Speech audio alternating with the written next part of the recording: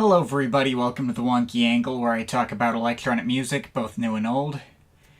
And today, it's time for Some Stuff I Missed, in which I go down some stuff I missed. Not all the stuff I missed, but some of it. Yeah, this took a full month longer to finish than I hoped. I'm gonna be real with y'all, my motivation to get videos done hasn't been as consistent as it's usually been before. I've just been so tired. I've run into more medical issues and other various sources of stress, including some spurts of self-doubt. I suspect I'm not alone in feeling lately about what I'm doing with my life as I get to watch the world burn and the powers that be try to crack down on the communities I'm adjacent to purely because they feel like it. Not to mention existential dread about the future of underground music as the infrastructure of the internet itself gets systematically eroded. But as of now, we are still here, we're still breathing, we still have the ability to do what we can. People still have means to express themselves through art and share it with the world, so let's keep going and uplift people still making and sharing art. As such, it's time to talk about a whole bunch of electronic music that's come out over the past few months. And to make up for the comparative wait, I decided to go way too irresponsibly long again and bring in another massive list of 42 releases on the docket, mostly focusing on the time from May through September of this year. Including a surprising amount of EPs I thought were cool enough to be worth highlighting this time around. I swear the next roundup is going to be pared back down to like 20 or something just for the sake of managing my own spare time. But, 2025 has already been a far stronger year for electronic music than 2024 was. At the end of last roundup alone, I had enough keepers to fill a year-end list as sufficiently as my 2024 list. And we're still going about equally as strong, with lots of gems to uncover. So obviously make sure to check out stuff that you haven't heard of, even if I have it scored in the 7 range, in case you come across something that ends up hitting more for you than it does for me. And obviously, you should know the usual drill by now. Everything is just opinions, and you do not need to feel obligated to watch everything in this video in one sitting. I'm not recording it in one sitting, although I do, again, design these videos in such a way where you could theoretically go through the whole thing at once if you really wanted to. But, hopefully you know what you're getting into at this point, so let's just get into it. Starting off with, from Kyuubi, Kyuubi's Embrace Emerald.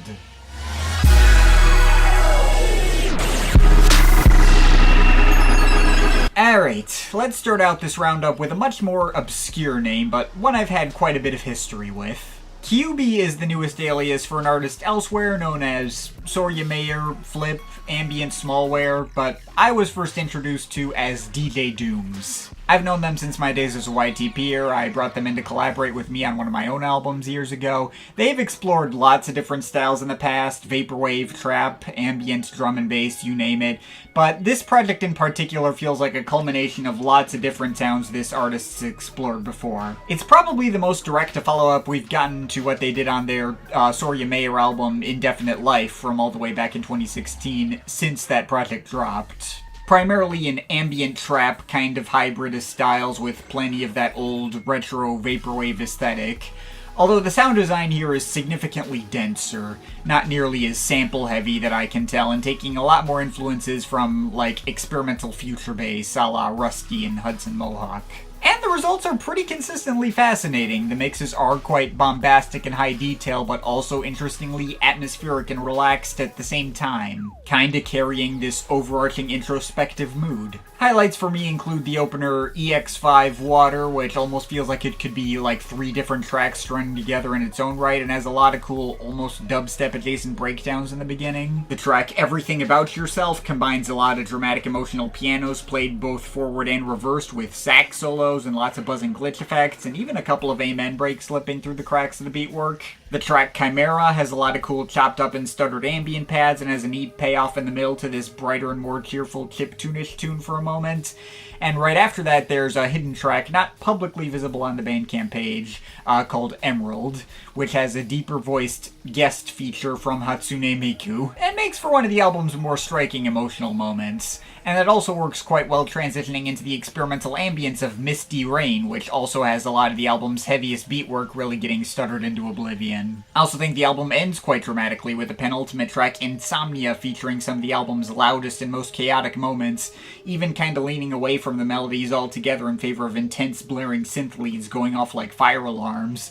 although bookended with far more low-key sections, including a mildly jazzy outro. Eventually slipping into the closer Goodbye My Heart, which mirrors the scale and complexity of the opener, switching from blaring future bass drops, a funky little glitch hop section, a drum and bass build-up, and multiple chiptune sections. Now, I would be lying if I said that every track stuck out to me equally. There were a lot of tracks here that kind of just maintained a similar vibe as everything else on the album, but without doing something unique in themselves that stuck in my memory, more so in the first half. And this can lead to a listening experience that can run together a decent bit, though that does partially feel by design. The album is better treated as if it were like a single continuous track rather than judged on the merits of any of the individual parts going into it.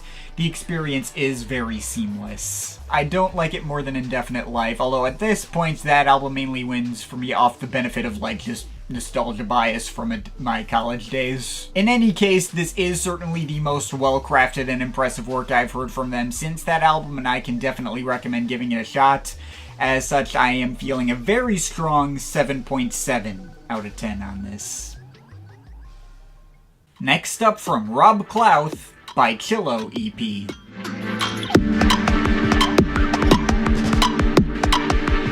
Next up, we got a new EP from Spanish artist Rob Clouth. The second I found out this existed, it became one of my more highly anticipated projects of the year. This guy's 2020 album, 0 Point, had completely caught me off guard when I came across it. It was this super impressive, conceptual, like, quantum mechanics-inspired IDM experience, with all these grand scale and complex sound design arrangements that still felt really easy to emotionally connect with, and came together in a really holistic and well-flowing manner. It was the album that first got me to closely follow Max Cooper's Mesh label on which it was released, and I've since heard other EPs he released before that, such as Hidden Structures and Transition, that showed him exploring other complex and intriguing twists on dance music formulas that were similarly impressive. This latest EP by Bichillo, though, shows him going in a different direction, downscaling his sound and going more back to basics by comparison. These mixes are still all as well polished as anything he put out before, with roughly the same level of attention to detail as you would already go in expecting,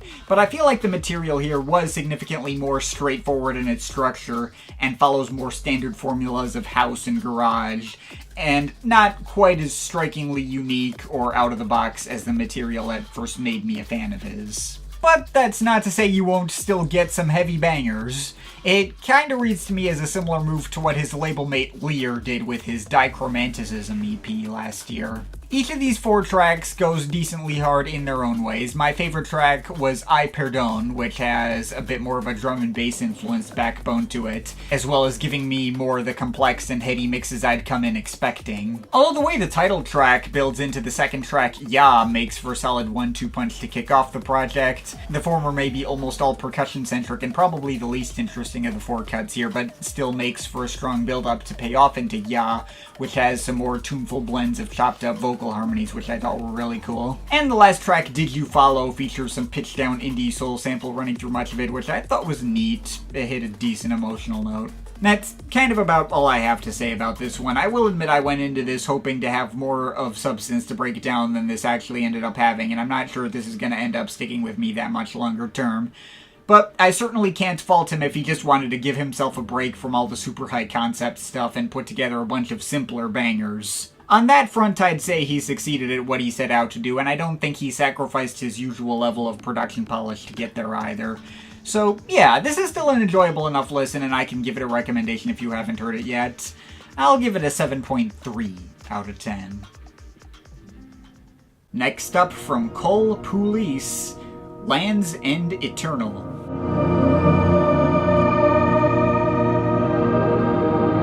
Next up, I want to give a brief shout out to this Oakland-based saxophonist putting out a pretty nice ambient jazz record here.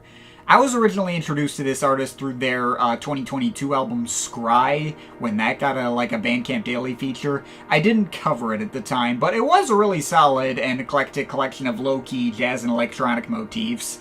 I can still recommend giving that a shot if you've never heard of it. This follow-up is nowhere near as eclectic as Scry. It's much more straightforward, open-ended, and ambient-centric, but it did still hit a strong enough emotional note that got to me while I wasn't feeling so great that I felt like it would be worth shouting out here. My favorite cut here is probably the opener Fragments of a Slipstream Dream, in the way the saxophones go up against all these abstract blocks of noise, which sounded pretty unique. Although I also quite like the extremely low-key and lullaby-ish guitar-saxophone duets of the three-part In a Hidden Nook Between Worlds. There's no real distinction between the three parts that I could hear, and they all add up to the same kind of improvisational ambient jam, but it does also make for a very tender emotional centerpiece for the album. In This and Every Life makes for a strong duet of a different flavor, with some kind of initially spooky but progressively more comforting pianos, and then the closer, After the Rain, maybe took a while for me to really get into, as its mix of rapid, anxious-feeling guitar strumming through its initial 2-3 minute stretch felt like it cut away from the vibe of the rest of the album in a way that didn't quite fit to me. Although I do quite like the inclusions of female vocals and the eventual evolution of the piece over the course of 9 minutes as the whole mix slowly stabilizes into something much more peaceful by the end. So yeah, that's Land's End Eternal. Not exactly a ton to say about this, and I don't foresee it being a long-term keeper, but it did make my day that little bit better when I put it on and sunk myself into it, so I can co-sign it as being worth a shot. I'll let it off with a 7.5 out of 10. Next up from Footshooter, the Oasis.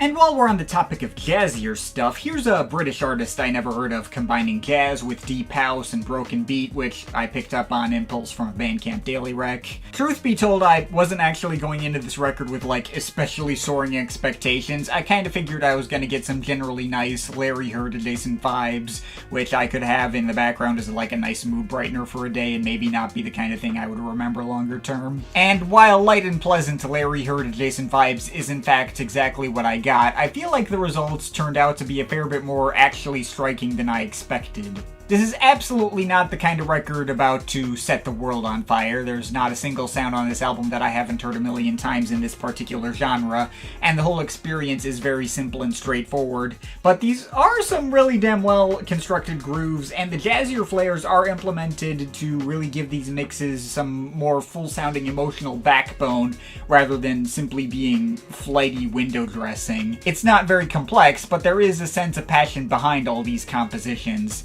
Simple piano chord progressions that still very much evoke some deeper feeling and soul, smooth jazz saxophone performances where it feels like the saxophonists are really getting into their performances despite never getting too flashy about it, rubbery bass lines and deep house beats that might feel kind of plastic and stock or overly polished and scrubbed clean on the surface, but still really add up to strong danceable grooves that are really easy to get myself into.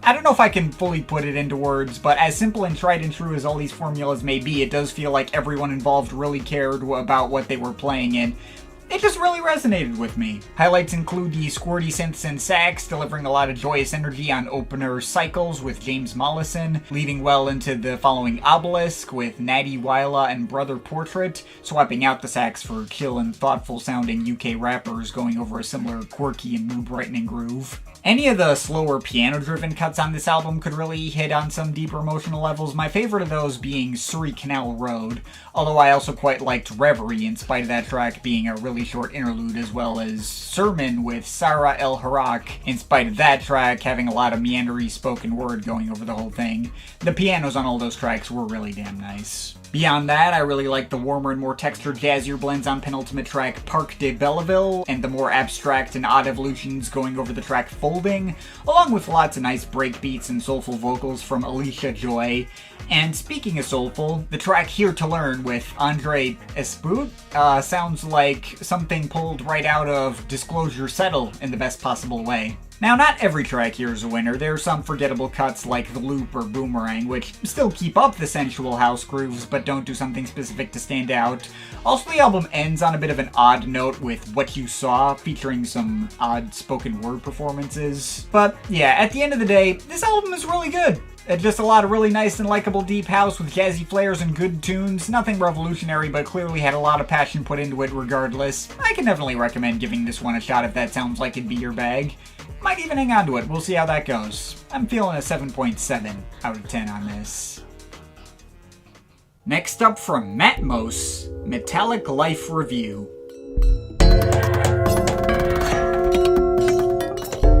Alright, here we go with a new Matmos record, experimental legends who build almost all their music out of various found sound sources. This, I guess, could be something of a spiritual successor to the time they made an album entirely out of plastic objects, and my personal favorite album of theirs, Plastic Anniversary from 2019. Here they've made an album entirely out of metal objects, stuff made of bronze, copper, steel, aluminum, etc. And I really liked it. It's one of my favorites from them in a while. It's certainly their most easily approachable project since Plastic Anniversary, which is pretty refreshing in itself. I did find their last couple of records, like their tribute to that one Polish composer, or Return to Archive, to be mildly interesting, but not the kind of thing that made me want to come back to them or keep them around longer term. Bit of a common thing with me and Matmos records, unfortunately, where I can either find them, like, a bit too harsh for my liking, or a bit too, like, sparse and flighty, I guess. Wild creativity will always be 100% guaranteed from them, but not all of their stuff deeply compels me on a musical level. But this one pulled me in a lot more easily than their usual fare, and obviously they didn't lose any of the usual out-there charm that you come to a Matmos album for to get to that point. An album built out of noises of what sound like banging pots and pans and creaking door hinges and that kind of stuff with this level of detail put into it is still obviously not the kind of thing you will hear from anyone else. The project does start out a bit sparse and slow with the opener Norway Doorway, but it's still the kind of idea that you'd only get out of them and sets the tone for what to expect. The Rust Belt forges some similar ideas into new shapes that have more percussive forward momentum, and they follow that with a bunch of cuts that take their metallic ideas into surprisingly tuneful and chill territory. Tracks like Changing States and Steel Tongues bring in all these low-key and comfy bell textures that make the whole mix sound like some bedroom IDM producer from the 2000s, like some early Rum Pistol kind of stuff. And the Chrome Reflects Our Image brings in these textures resembling twanging bass guitars and synth pads that have an interestingly 80s-ish feel to them, which I was not expecting at all. Though if you wanted the duo to stick to their more abstract side, they have you covered with a 20-minute title track as the closer, which floats through multiple different dark ambient segments and rhythmic passages and keeps twisting around in unpredictable ways. There is a part of me who maybe wishes for something with a little bit more meat on its bones than this album delivers. It is very short at just about 40 minutes total, and I wouldn't have minded a bit more. I wouldn't necessarily put this in the same tier as, like, Ultimate Care 2 or A Chance to Cut as A Chance to Cure, but it is certainly one of my favorite projects from them in what feels like quite a long time. Might actually end up keeping this one around. I'm feeling a strong 7.7 out of 10 on it as well. Next up, from Surgeon, Shellwave. Alright, next up we got another Surgeon record, delivering the exact kinds of hyper-straightforward and heavy techno bangers you would expect from him. This album doesn't bang quite as hard as his last album, Crash Recoil, but it also doesn't run together quite as much as that album either. I can more easily tell tracks apart from each other on this one, which is not saying much, considering his usual standards, but still. There are a couple of neat turns the album takes away from the usual standard techno fare, like how Infinite Eye gets a bit more abstract IDM-ish with its groove, or how Forgotten Gods brings in a lot of cool experimental bass elements, or how the track Dying kind of makes for this intense ambient interlude that, despite having no beats and being nothing but stutter-edited samples and pads, hits with a surprising amount of impact. Although, for the most part, my favorite cuts here were just the more traditional techno bangers in his usual style. See the clanking synths and beats on Soulfire, or the much heavier and more imposing industrial kicks and mildly chiptune-flavored synth riffs going through the tracks Divine Shadow and Empty Cloud. Those two tracks are near identical if you play them next to each other, but that doesn't stop them from going hard. And it's obviously not all winners either. The opener Serpent Void makes for a bit of a low-key start that doesn't really get me excited immediately. The track Triple Threat got a little grating with its lead synths, and just in general, I definitely found the experience to be front-loaded, with the first half being much stronger than the second half. But yeah, at the end of the day, it's a Surgeon album. If you've heard anything this guy's done in the past, you should already know what to expect. It's neither his best or worst work, just another solid collection of techno bangers as per usual. If you weren't a fan of his before, this won't change your mind, but if you are a fan, or this just sounds like the kind of thing you'd want to hear, then give it a shot. I'll give this a 7.3 out of 10. Next up, from Andrea, Living Room.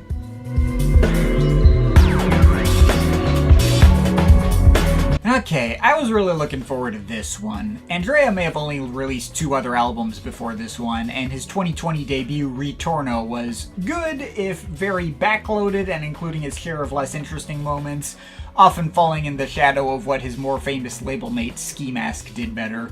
But when he came out with Do in Color in 2023, he completely blindsided me with a mix of beautiful ambience, hard-hitting garage and breakbeat grooves, and even some cool jazzier influences that ended up adding up to one of my most replayed albums of that entire year, ending up notching the number 3 spot on my year-end list. Off the promise of that album, I had some much higher expectations for whatever he might do for his 3rd album here.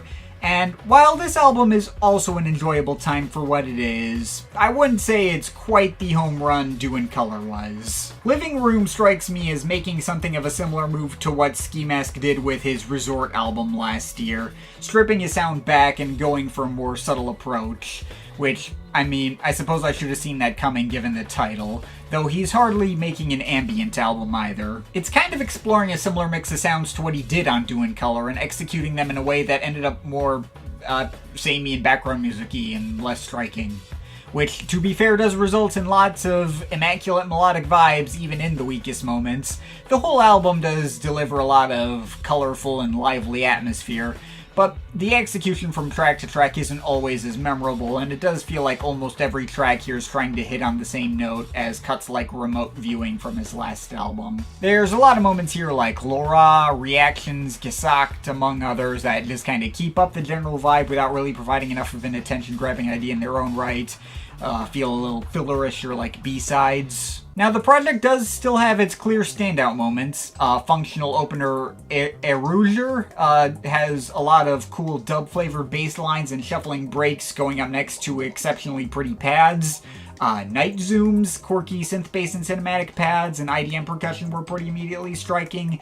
Testify showed him getting some burial influences on, and the mix of garage beats with some spacier and classier pads and wiry melodies to go alongside it, which I thought were really nice. Streamline delivers some of the most expansive sounding cinematic atmosphere on the album, with more strong pulsating bass lines that very much evoke the nocturnal vibes promised by the album cover. And Pure Morning goes for more of an experimental drum and bass influenced approach in a mix of clattering and skittering percussion and strange bass textures that sounds almost totally different from everything else on the album, although sticking in a lot of very moody, chill melodies in between all those strange spaces. So, those 5 tracks are really freaking good, but the rest of the album outside of those just kind of bounced off me and sounded like either less memorable iterations of the same ideas or occasionally just throwing in some smoky, fully ambient interludes like the intro and outro tracks or the track texture end closer to the middle. Overall, Living Room is still an enjoyable time. It's pretty good at worst, but it's back to sitting around the same level of enjoyment that I got out of his debut. More hitting for like specific moments rather than for the full package.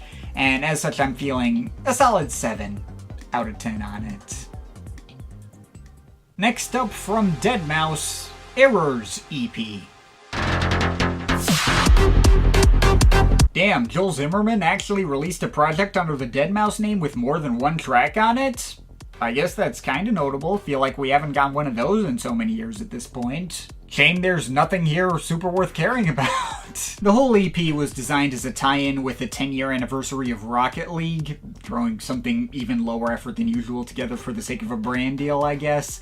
And the actual content of the EP is just reheated and recirculated ideas he already did better way back in the late 2000s in the era of random album title and for lack of a better name, which isn't even his best era. Sixes is completely forgettable, Patience has a bit more energy although has a pretty annoying stabby intro, Eighths is probably the best track here even if it sounds like a lot of other progressive house bangers he's done in the past, and What a Save is probably the most memorable track here, because it's literally just a retooled version of his old track No Problem from his last solo album all the way back in 2016, also borrowing from his one-off track Saved from the same year. And that is still one of the better tracks on this EP since that rougher electro groove stands out more than the other tired progressive house formulas he's done a million times. Guy continues to cement how his best years are well behind him, I guess. This is all perfectly listenable and inoffensive, but it all completely disappears from my head immediately after it's done.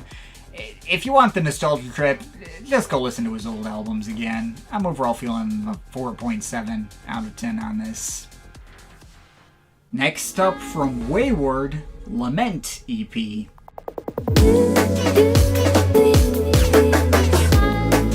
On a brighter note, hey, my guys Wayward are back with a new set of 4 tracks, and they're some of their strongest in a while. Well, they haven't actually released new tracks in a while, so I guess being their best stuff since Waiting for the World isn't saying much, but I did definitely like this set of tracks significantly more than their last EP, Sapphire Eyes. This EP shows them taking their typical comfy UK garage sound in an even more textured and emotional direction, inspired by the feelings of moving on from loss, ending up in similar territory to something you'd hear out of an artist like Tourist. And all 4 tracks here really effectively hit on all the emotional notes they're going for. I'm back and forth on which of the first 2 tracks is my favorite in the bunch. Do We Die is clearly designed to be the biggest attention grabber, with all the bittersweet vocal chops and broken up drum and bass break beats being backed up by absolutely gorgeous mixes of strings and female backing vocals. Damn does that one get to me. Though Maserato takes a similarly well-textured and emotional mix with strings and stuff into more of an abstract house and garage arrangement. Doesn't have as much of a hook, but has neater progressions. Both tracks are excellent in any case. The other 2 tracks are not quite as big home runs as the first 2. They're significantly simpler and more stripped back, but they're still really good too. Sixth Sense shows them going back to their typical moody burial influences, while also showing one of the 2 guys contributing his own vocals for the first time, albeit heavily chopped up and being processed into stuttered melodic pads, backing up a low-key sample instead of actually taking the lead. It's pretty neat. And then the EP ends in the most minimalistic cut in the title track, which is nothing but simple cut-up breakbeats and some low-key reverby synth melodies. Although this track does aim for a more actively comforting and optimistic note than the rest of the EP, which does allow it to work well as a satisfying finish to this little 13.5-minute experience. Oh, by the way, in the time since I wrote this segment, they also came out with another loose single called Semaphore on the Injunity label, which was pretty solid. Got their usual blend of breezy breaks with some manipulated vocal pads and a bit of string backing as well, so if one wanted to tack that onto this EP, it would fit nicely. But yeah, I really liked this EP. Obviously not much to it, but what we got was pretty impressive and well crafted. Obviously nothing revolutionary for the genre, but I don't come to Wayward for, like, revolutionary. It definitely succeeded in pulling the heartstrings it was aiming to pull, kept getting better the more times I put it on, and has me looking forward to whatever the duo might be planning to do next. I'm feeling a very strong 7.7 out of 10 on this. Next up from Biosphere, The Way of Time. And then it gets to be day, and that is the way of time. Right, got a new one from Biosphere. I've had a bunch of people ask me about this one, confused as to why I didn't dedicate a full video to it, seeing as how I've dedicated full videos to all the other full-length Biosphere albums. The reason for that is, well, I'll be honest, The Way of Time doesn't quite feel like a complete album statement to me. At best, it read to me more like a mini-album, in the same vein as what he did with The Petrified Forest back in 2017. There's only 6 tracks on this thing, and while some of those tracks are a bit on the lengthier side, and the overall experience adds up to 40 minutes of music, long enough to possibly qualify as a regular album for some people, and roughly as long as the Matmos album I talked about earlier in this video, which did feel more like a real album to me. What further made this project feel less album-like to me was the fact that there's almost no distinction between the 6 tracks on this thing. They're all iterations on the exact same idea with different melodies, and there's even 2 versions of the title track included here, which barely sound different from each other. I guess the On and On version that closes the project out sounds a bit sparser and carries more resemblance to, like, White Cyclosa by Boards of Canada, but that's about it. I cannot break this project down by individual tracks at all. I feel like even the Petrified Forest had more sonic variety. Here in this desert, it's just the same thing over and over again, if you get what I mean. But obviously, lack of discussion material does not equate to lack of enjoyment. I did enjoy this project, and I do see where the people who consider this one of his best projects in years are coming from. There may be just one simple formula underpinning these 6 tracks, but that formula is enjoyable in all 6 iterations, just very stripped back melodic arpeggios, directly in the vein of the most accessible moments from his Endplants album, or perhaps the most ambient moments of his really early Potashnik era ambient techno days, with occasional samples cut out of a 1951 radio drama adaptation of the Elizabeth Maddox Roberts novel The Time of Man. The voice of Joan Loring playing the part of some young woman from the Deep South. It's all a very nice and soothing vibe. Obviously nothing I haven't heard from him plenty of times before, but I don't really go into new Biosphere projects expecting much in the way of novelty. I'm cool with reiterations of ideas he's already done before, so long as he continues to execute them well. And I think he does just that. So, yeah, that's pretty much all I have to say on this thing. Much like the Petrified Forest, there may not be enough to this project to feel like it fits for me as a mainline album of his, but also like that project, the length and lack of substance don't stop it from being an enjoyable time worth hearing, and I think I still got enough out of this to be feeling a 7.5 out of 10 on it. Next up from rival consoles, Landscape from Memory. Alright, next up, got a new one from rival consoles. It's kinda hard to fully know what to expect out of this guy sometimes. His catalog has always been quite uneven. We're coming off the heels of an album in 2021 which had some of the single biggest high points of his entire career, but some unwieldy structuring and a bit of ham-fisted attempts at social commentary, as well as an album in 2023 that I remember being pretty good, but I don't actually remember anything specific about. And also in the lead up to this very album, he also put out a quick soundtrack album for a video game called Mind's Eye, which was also pretty nice and had its cool epic moments, but wasn't like a must listen or anything. As for this latest album, Landscape from Memory, I've spent quite a bit of time with it trying to pin down my thoughts. I didn't really know what to think for my first 3 listens of this thing, at least. Although at this point I think I can qualify this as probably his best album since Overflow. There's no individual moment here that reaches the absolute soaring heights of tracks like Monster, Flow State, or Noise Call and Response 2, but it is very across the board consistent, and I feel like each individual track adds something of value to the experience. In that way, it hits me in a very similar way to his 2018 album Persona, although this album is generally more pleasant and relaxed feeling on average. It certainly starts out strong with the initial run of tracks. The opener In Reverse is like a sunny and uplifting blend of synth and acoustic guitar that gets a bit more bangy in the second half.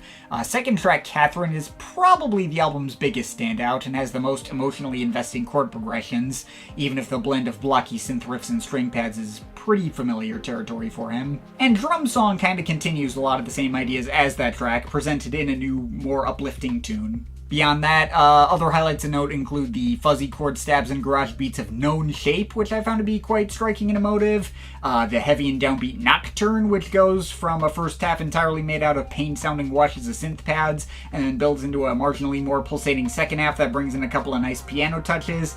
And speaking of two-parters, I also quite liked Two Forms, which starts out as this nice and pleasant mix of melancholic plinky arpeggios, but builds into a new section that has all these mildly dramatic synth horn blares. If Not Now was another one of the stronger emotional moments, almost entirely driven by solo piano with some string pads to go alongside it, and the way the album ends in the title track is quite fittingly climactic and cathartic as well. Now again, not every track here is a home run. I'll admit there is once again a bit of a tendency for parts of the experience to run together, and it leads to many tracks such as In a Trance, Coda, or Soft Gradient Beckons to fall in the background without me noticing, though if I am able to take these cuts purely on their own, they do still have some element to like about them, be it some stronger melodic flair or an interesting textural element, like the harpsichord intro on Gaivotas, or the heartbreaking ambience of the tape loop interlude, or the metallic hits and kalimbas peeking through the groove on Jupiter, which I kinda wish got more focus than they did, but whatever. I would be lying if I said I got something out of this album that really blew my mind or got to me on the deepest of emotional levels,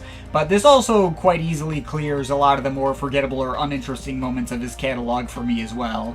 It's upper middle tier work from him, and I'd say I think there's enough here where I might end up keeping this one around. I'm feeling a 7.7 out of 10 on this as well. Next up from Peter Baumann, Nightfall.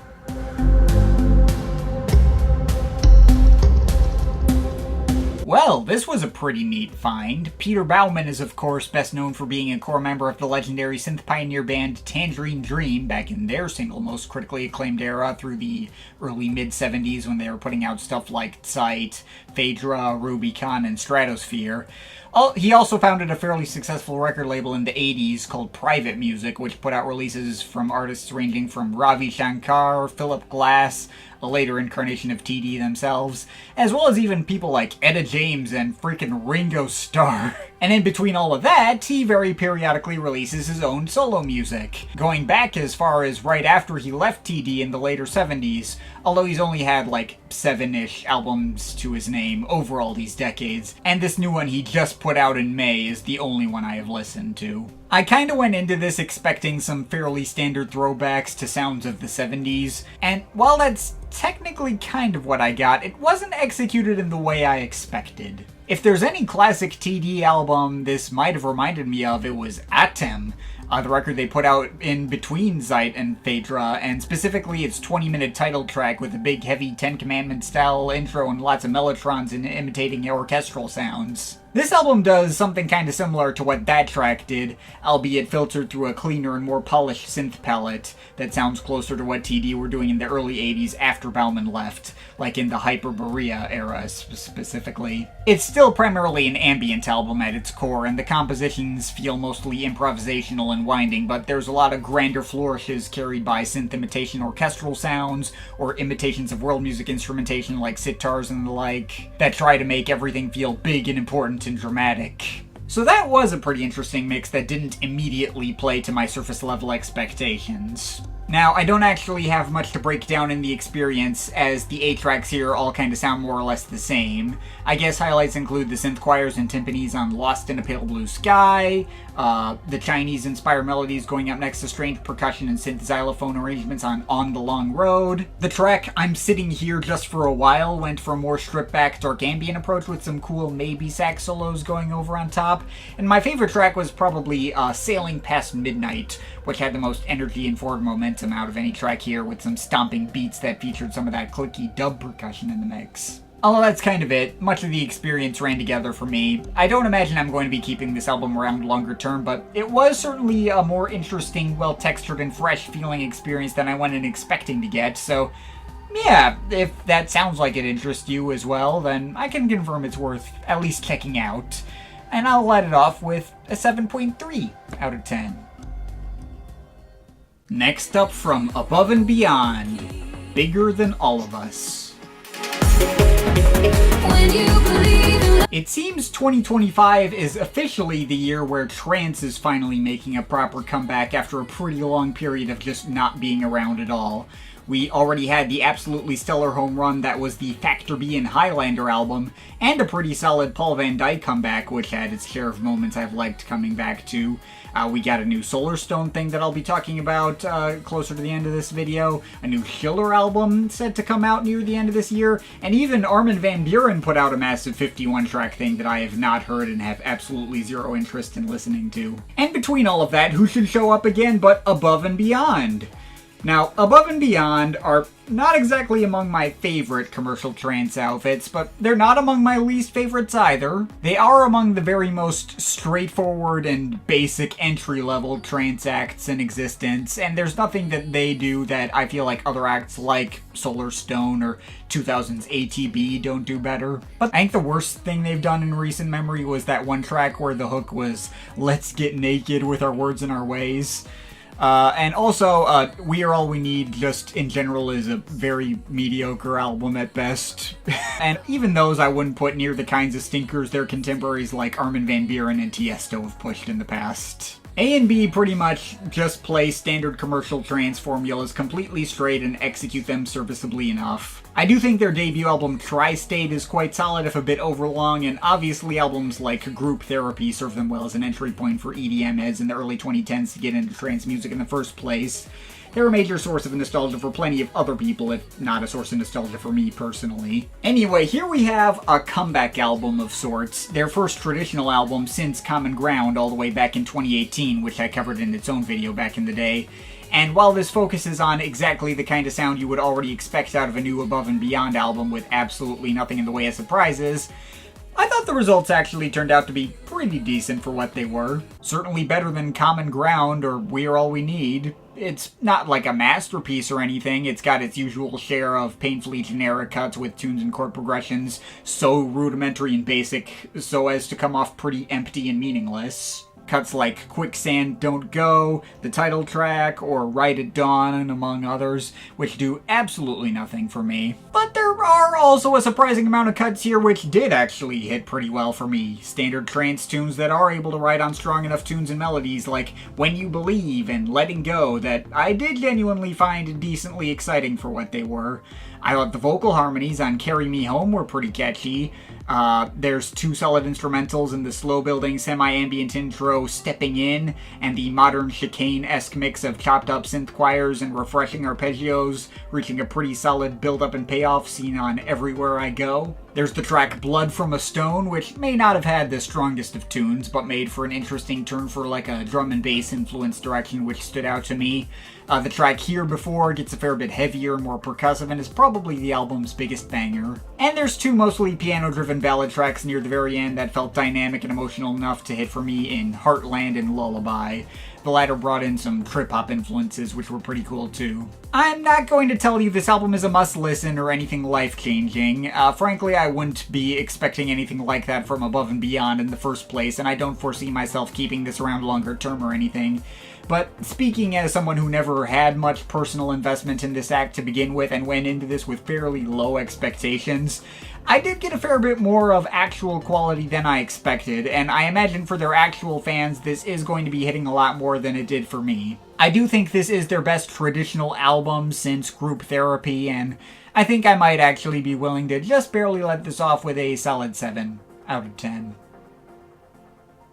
Next up from James Krivchenia, Performing Belief.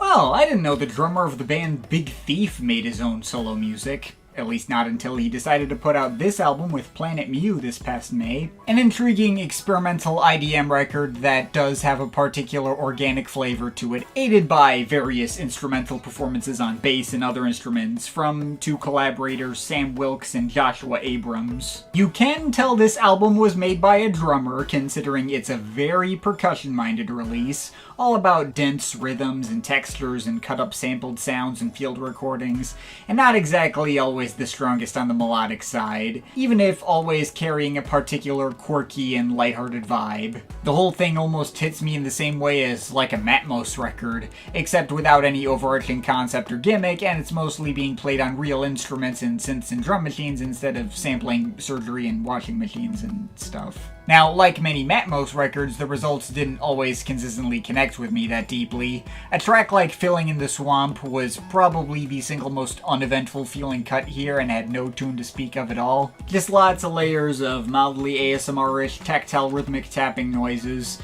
Meanwhile, the opener Undesigned has melodies made up of exactly 1 note repeating over and over. 1 note played on lots of different instruments and stabbing away at irregular intervals that could theoretically become mildly catchy, but also got a little grating. As could other moments like the penultimate track, The Wounded Place, which has all these snippets of screaming cut in every now and then. But there is still more here I ended up liking than not. There were other tracks which may not have necessarily been trying to be catchy, but at least felt more melodically rich, like the especially organic and pretty and well-layered out-of-the-box mix of instrumentation on Judge the Seeds, the fretless bass and chimes going over strange down-tempo beats on Bracelets for Unicorns, the especially sandy and natural-flavored percussion mixes on Closer Metaphoric Leakage, going up next to stranger effects and relaxed piano riffs and bass lines. And there's also tracks that lean much more obviously into the electronic side of these kinds of mixes, like the drum machines and synths of Probably Wizards, or a similar mix on Sympathetic Magic, bringing in more hand percussion and piano and chimes in the mix too.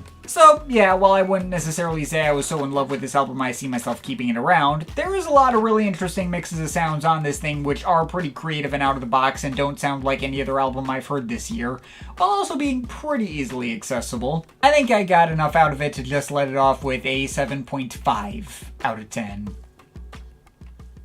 Next up from Sofia Kourtesis, Volver EP.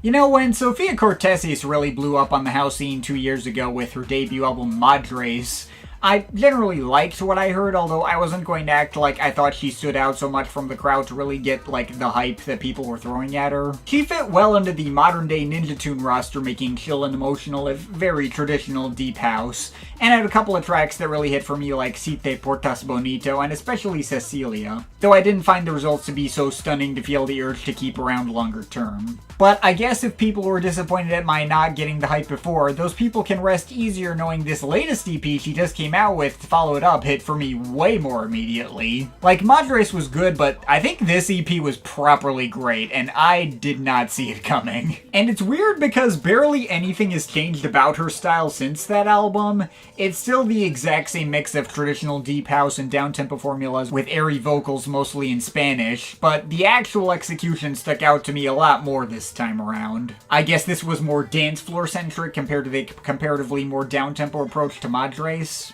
And there are no misses. I guess the closer Sisters was merely pretty good and not as strong as the others here, but even that is a solid enough tune to illustrate just how big a jump in quality this material had for me. The opener, Corazon, was a really strong and heartfelt emotional start to this thing, which honestly might have worked better as a closer, but still hit relatively immediately and kept growing on me the more times I put it on. The track that stood out to me the most right out of the gate was of course her crossover with Dan Snaith under his Daphne alias.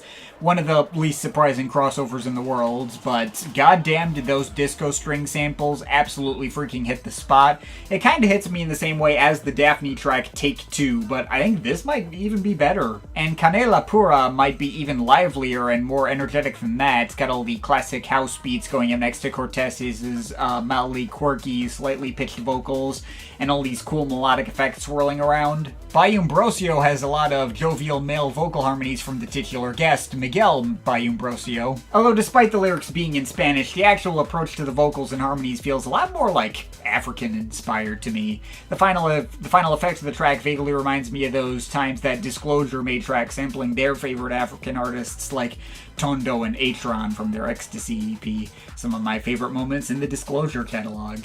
And the longest track, Nitsan and Amina, is a big punchy 90s house tune with all these old school MIDI pianos hitting just the right nostalgia notes and building up and paying off really satisfyingly. Yeah, not much else to say. Sofia Kourtesis really outdid herself on this project. Even if it's not anything I haven't heard in this genre before, I mean, it takes a lot to really impress me with like a traditional no-frills deep house record like this, and this really did it for me.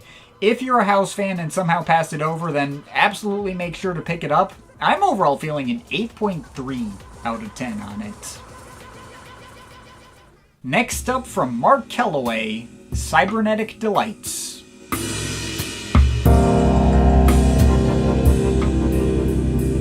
And while we're on the topic of EPs catching me off guard and low-key being better than the full albums they're following up, here we got a new one from ambient artist Marc Kellaway.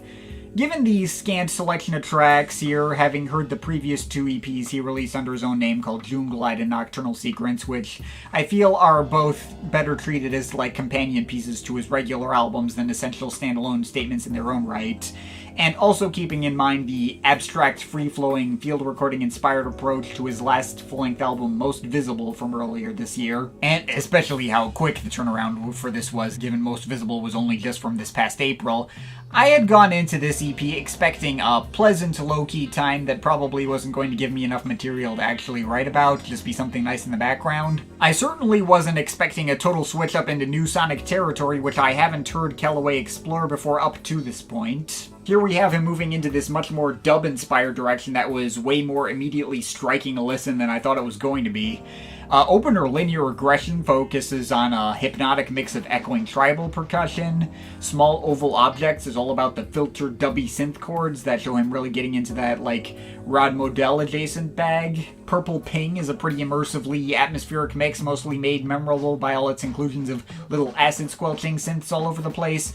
And finally, the closer Circular Conveyor takes things into some unexpectedly jazzy territory with all these slow but soulful electric piano chords and live drumming sounds going up next to all the warbling synth blends, practically designed to appeal to my tastes directly, and finishing on a satisfyingly climactic note. So yeah, this EP was really freaking good. It is very much the experience that left me hungering for more, with only 4 tracks and each track kind of sticking to one relatively straightforward sonic idea. It did make me really want to hear these kinds of ideas, like, even further explored and fleshed out, perhaps in the context of a proper album, but obviously, if my biggest complaint is simply that I thought there wasn't enough of it, I think that's a pretty good sign. I think this is a pretty exciting new direction for Kellaway, and I'm really interested to see what he'll be doing next. In the meantime, this EP is definitely worth picking up if you're as big a fan of ambient dub as I am. I'm overall feeling a 7.7 out of 10 on it. Next up from Lindstrøm, Sirius Syntoms.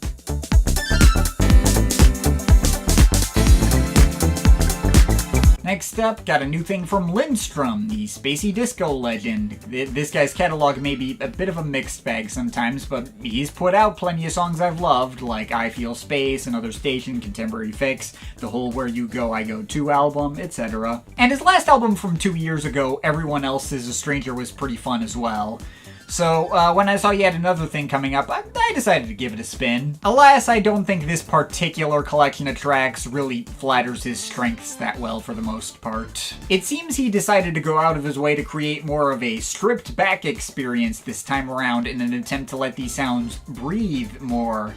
Although for the most part that approach translates to mildly quirky little dance workouts that sound so stock and rudimentary in their choice of sound palette that I could have mistaken this for like the kind of thing I'd hear out of a no-name artist sending their first ever album in to me for a $10 Patreon request. It's unexpectedly cheap sounding. Tracks like Circle and Moon and Sharing an Orange with Omar S on the Train from Minehead to London are just like some really basic MIDI arrangements with maybe some light synth-wavy flavors that sound like any small-time dance artist still learning their VST could have thrown together in like an afternoon. Thousand Island Man is a really standard mix of old-school drum machines and acid that I could hear out of any burgeoning retro IDM artists. And, I mean, simplicity can be good in this genre sometimes. His close colleague Todd Turya didn't exactly overcomplicate things when he made a classic track like Inspector Norse. But none of these tracks have any ideas that come even close to as memorably playful and fun as that. There aren't really mixes that benefit from the supposed space to breathe. You just feel like something's missing, and that was particularly disappointing coming from an artist that I know can make much more impressive and exciting sounding stuff than this. That said, I will admit there are still 2 tracks on this thing I did think were pretty nice. The 7-minute centerpiece, These Are a Few of My Favorite Strings, has a pretty solid groove. It takes a while to really get going for me, but it's a fun time once it does. Got a lot of good house pianos, and I particularly like the bit at the end that does bring in the MIDI strings. But the more properly playful energy of the ending bit of that track is maintained over the full length of the album's closer and title track, which is quite handily the strongest moment here. The mix of MIDI instrumentation might be quite stiff, but he does get a really easily likable groove out of it, and all the little MIDI string and glockenspiel flourishes do help add to the effect. But yeah, that's about all I got. Is there some enjoyable stuff here? Sure, but there's nothing here that comes close to the guy's best work. Even those 2 best tracks, I think, are outdone by similar sounding disco tracks on his last album, which were produced to be a lot more organic and full sounding.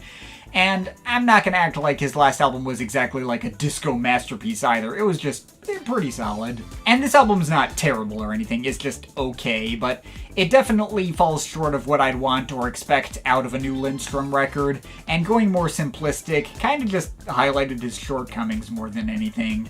So, yeah, probably not an essential listen here, unfortunately. I'm feeling a strong 5.7 out of 10 on it. Next up from Joris Voorn, Serotonin.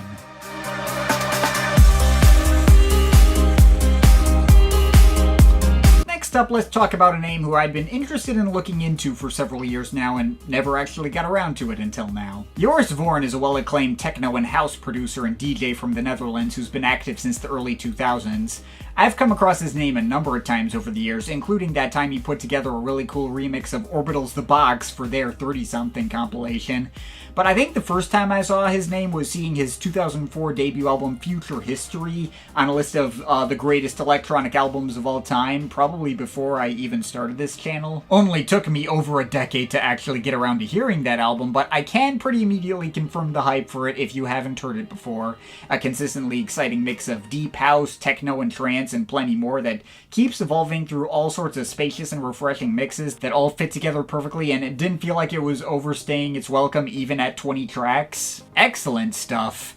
I also listened to his other albums in preparation for this segment. From a Deep Place from 2007 is kind of like a less cohesive and more long-winded repeat of his debut, but certainly has an impressive variety of ideas without any tracks I outright disliked. And for his third album, Nobody Knows, in 2014, he pivoted towards a more commercial and more down-tempo leaning progressive house kind of sound, although still delivering strong enough hooks and melodic construction to be able to deliver enjoyable experiences in that vein that could successfully hit on the emotional notes it's aiming for. He also stuck to that sound for his fourth album in 2019 called 4, which is mainly notable for having collabs with Underworld and Halos that went over really well, and he's pretty much doing the same kind of thing as those two albums again for this latest album here, Serotonin, which is his first album since joining the roster of Armada Music. This album doesn't really bring in a lot of big recognizable guest features like his last one. The only two I'd previously heard of were Yado and Deadmau5, neither of whom have exactly blown me away with the solo material I've heard from them. Although I certainly enjoyed this a lot more than I enjoyed the Deadmau5 album from earlier this year, which was like the definition of mid.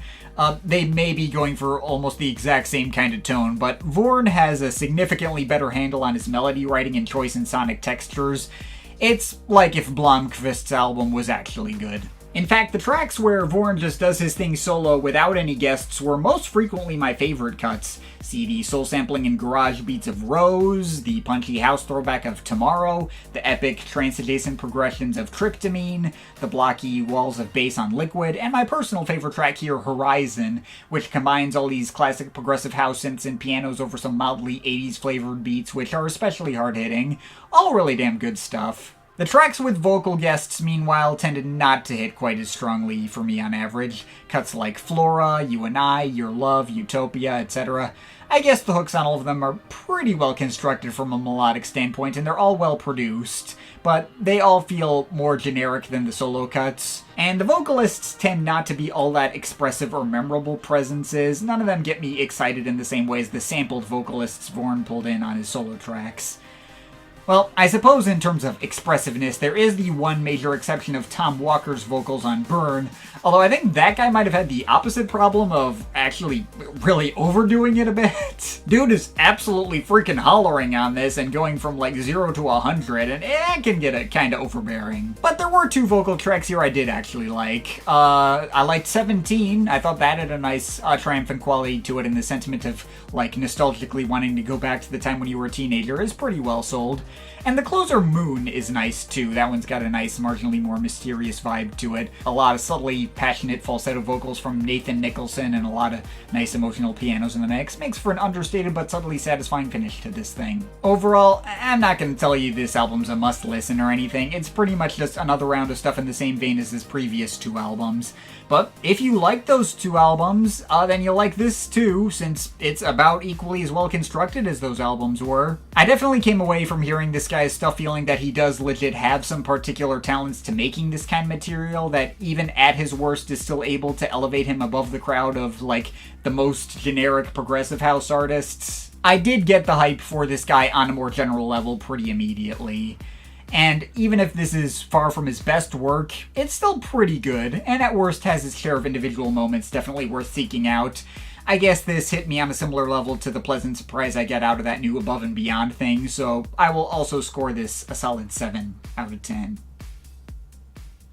Next up from Jeremiah Chiu and Marta Sofia Honer, Different Rooms.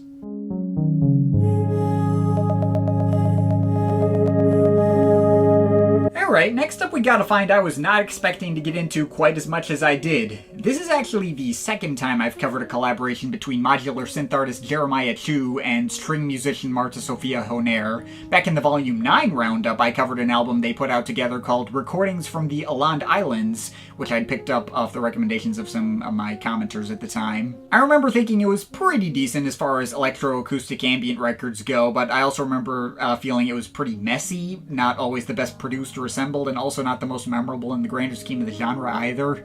Wasn't quite as crazy about it as most people I saw at the time were. Though when I saw the duo had put out a second album together, I ended up giving it a shot out of curiosity, and I turned out to enjoy the results significantly more than I enjoyed their first offering. Different Rooms may obviously be made out of pretty much all the exact same sonic ingredients as their first album, and it is still in the same vein of impressionistic and freewheeling electroacoustic ambient composition that, is not exactly about to set the world on fire. This is still an ambient album at its core, which might have the tendency to fall in the background or run together, but pretty much every criticism I had of their first record is directly addressed here. All the instrumentation, from the synths to the strings to other guest performances like Jeff Parker's guitar on the track Side by Side or Josh Johnson's saxophone on the title track, all blend together much more effectively and feel like they all exist in the same space, where before it could occasionally feel like they were assembling performances all recorded in different places and times. And that goes for the sequencing and flow of the album as a whole as well. I found their first album to feel a little too disjointed to fully immerse myself in, but this has much more of a well-flowing arc to it, with tracks even kind of segueing into each other and building off each other's ideas. It feels way more cohesive and like the full experience is all adding up to more than the sum of its parts, and I had a much easier time losing myself in it and getting wrapped up in the emotions these tracks were trying to get across like good ambient music should. I do feel like the album's second half was probably a bit stronger than its first. The first half had tracks like Long and Short Delays or the 8-minute centerpiece Before and After Signs, which felt especially formless and structureless, but in the second half I felt like the melodies got to have more pronounced striking texture to them, and the arpeggios floating over each other on tracks like the title track and Speaking in Parallel to have a bit more liveliness to them. There's also tracks like One of Eight and Mind by a Way, which bring in all these abstract manipulated field recordings which are pretty cool and add some unique texture. I also kind of like how the album is designed in a palindrome structure that mirrors on itself, with certain tracks even getting reflected versions, with one version that's more synth heavy and one version that's more based around live instrumentation. In fact, my favorite moments here were the mirrored opener and closer called Mean Solar Time. The opener had the album's strongest and most memorable synth melodies for me, and its reflected version at the end repurposed the melodies into an achingly emotional string piece which might have hit even more. So yeah, overall this was a really nice time. I don't know how long a term keeper this is going to turn out to be, but I feel like I got the hype for what these two artists were doing a lot more here than I did the first time. I can definitely recommend giving this a shot if you haven't heard it yet. I'm feeling a 7.7 out of 10 on it. Next up from disc track, Inner Body Movement.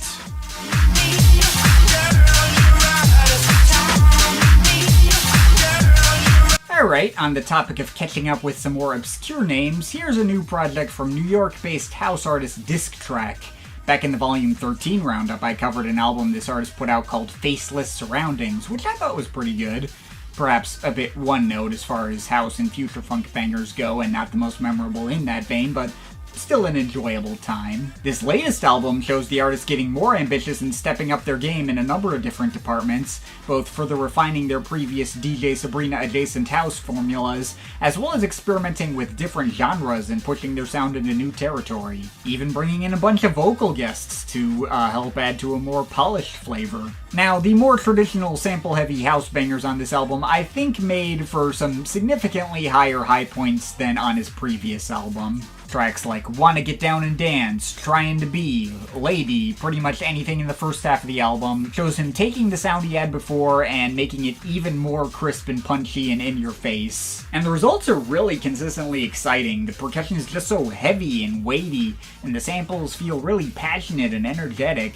Really don't have anything to complain about there. It's just some really good house. Now, the second half of the album, where he tries to experiment with his formula some more and, try different genres, that's much more of a mixed bag for me. There is still some good stuff past this point. For example, I thought the two tracks where he switches over to, an old-school jungle drum and bass sound went over pretty well. They may oddly have, a little less punch to them than the house bangers in the first half, but, they still bang hard enough to work. And there's a house cut right after those that brings in a little hint of vaporwave-y flavor called In Tune With Your Light, which I thought was pretty nice too.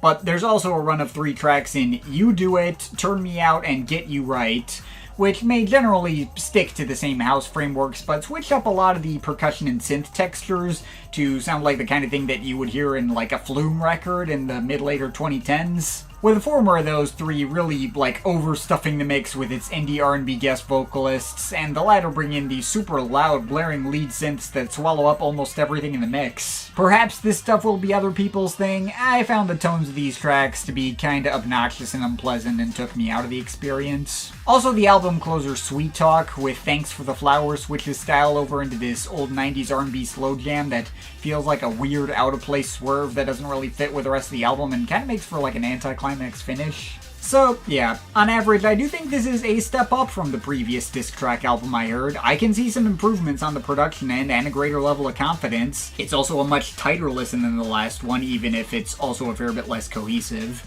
Some parts definitely go over for me a lot better than others, and there's still plenty of room for further improvement. I don't think this is quite a home run yet, but he's certainly showing more growth and potential here than he did before, and the biggest bangers here quite easily make it worth the recommendation regardless, so yeah, give it a shot. I can let this off with a 7.3 out of 10. Next up from Bogdan Rosinsky, Slow Down, Stupid.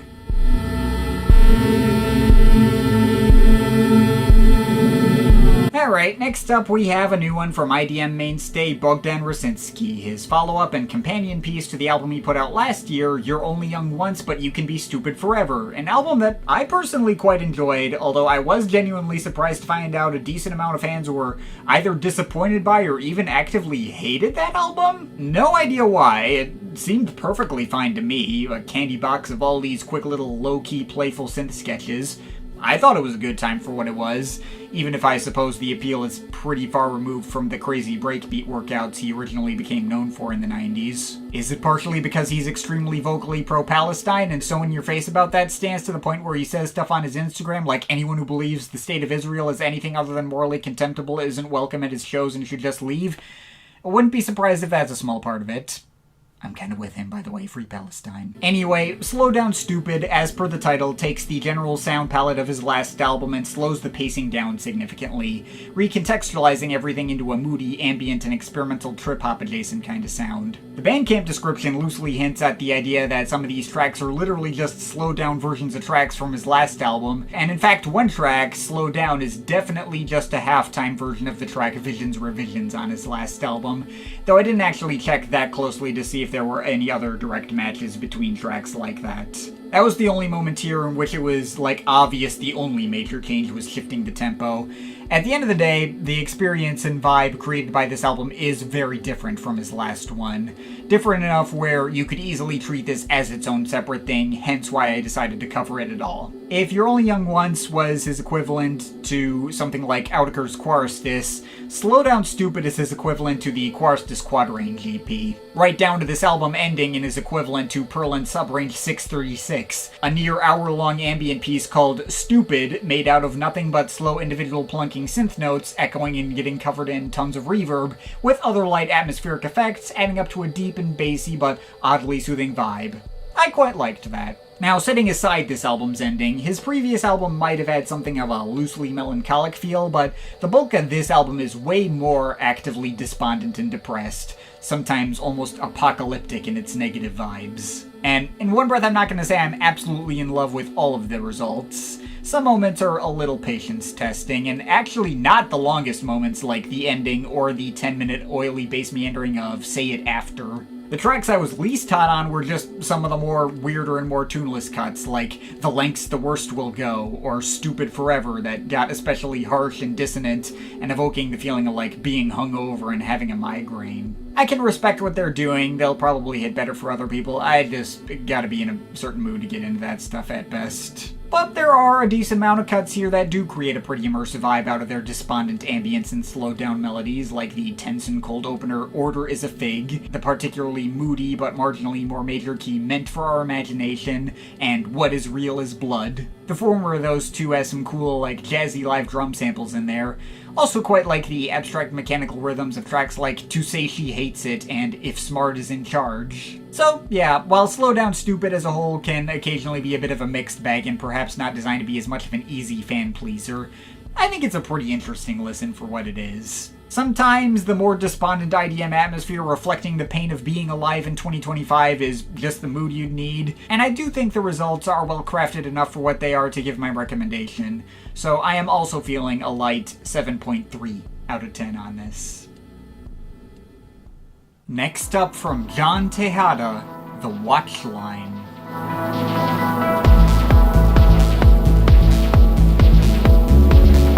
Alright, second day of recording. Now here's one that caught me completely off guard. I've been regularly following minimal techno mainstay John Tejada for a few years now. I've covered both his solo work as well as his work with Marc and their synth-pop alt-rock band Optometry, twice each before this. Back in 2022, I did a full dedicated video on his album Sleepwalker, complete with a brief segment going through his very large back catalog if you're interested in that. Tejada's work has grown on me over the years, and he has had some projects that have come to nestle themselves in my semi-regular listening rotation, especially his 2006 album Cleaning Sounds is a Filthy Business, which is probably the first album I would recommend for someone looking to get into his work for the first time. Out of the many albums he's released over the past couple of decades, I don't think I can say, I think any of them is a miss.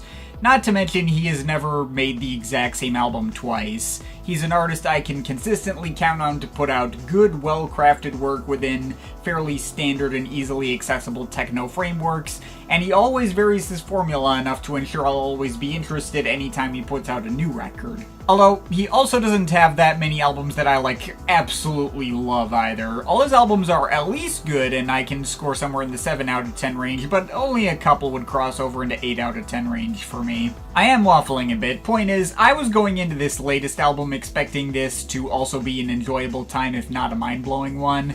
It kind of shows him combining his usual straightforward melodic techno sound with some ambient and shoegaze elements via some more guitar-oriented arrangements. Spinning off ideas he's explored recently with Optometry, as well as with his last solo album, Resound, all adding up to a fairly foggy and muted kind of mood that's about as subtle and gray as its album cover looks. On the surface, maybe not the kind of thing that you'd think would stick out much, though it actually turned out to not only hit me way more immediately than I expected. After 4 or 5 listens, I think I can say this might very well be my new favorite album he has put out to date, and it's almost certainly going to end up as one of my favorite albums of the entire year.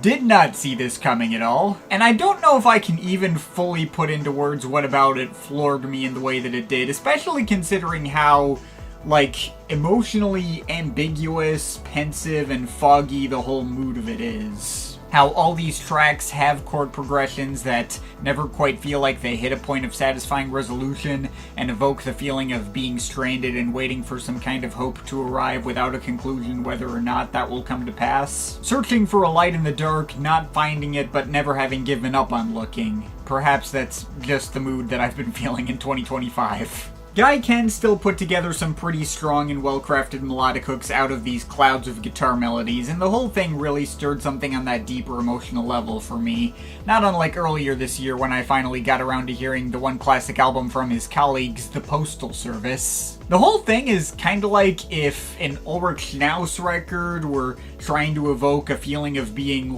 actually isolated and mildly depressed and had more dance beats behind it, I guess? And even better, there's no redundancy or filler in the track listing. Every single track here adds something of substance that other tracks here don't. There's always enough variety to always easily be able to tell each track apart and for the experience to never outright run together, but also not so much where the experience ever feels fragmented or incohesive either.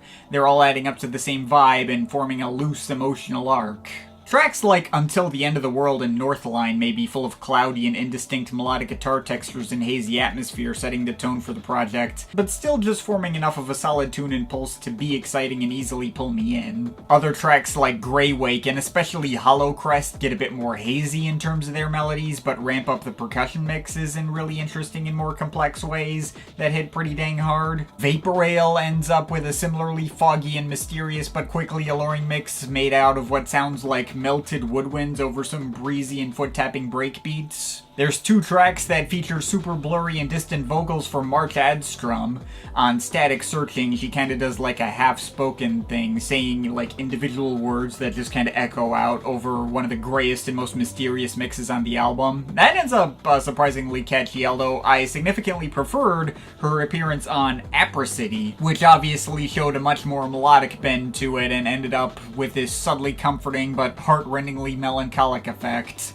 And the way it pays off into the penultimate track and functional closer, Until the Light Bends, brings in some of the album's brightest melodies and liveliest IDM percussion mixes that start to almost give me like Casino vs. Japan adjacent vibes. The 1-2 punch of these 2 tracks especially makes for such a climactic but still subtle gut punch that seems like it's paying off all the emotional tension built up elsewhere on the album, and closes the experience out on the perfect note. Even the 2-minute interludes add something of substance. I suppose the weakest might be The Navigator, but that one still has a lot of cool swirling melancholic ambience. Drift Return brings in these bit-crushed hip-hop beats and dubby bass lines, which really stuck out to me in the best way. And the outro and sort of title track, Through the Watchline, fades in some guitars through ambient pads that perfectly send off that ambiguous and mildly unresolved note the album started on. I'm legit kind of floored by what Tejada did on this album. I went in expecting some solid, well-crafted, hazy and moody techno vibes, and got completely blindsided by how much the results actually ended up resonating with me. Once I heard it for the first time, I couldn't stop listening to it over and over. I might have even slightly overplayed it at this point. While I don't know if this is material for like my favorite album of 2025, full stop, it's gonna end up on the year-end list, definitely. And while I would get it if other people heard it and like didn't see what my hype was about or thought it didn't really stand out to them, I think it goes without saying this gets a very high recommendation for me regardless. I'm feeling like a very strong 8.3 to an 8.5 out of 10 on this. Next up from Marconi Union, The Fear of Never Landing.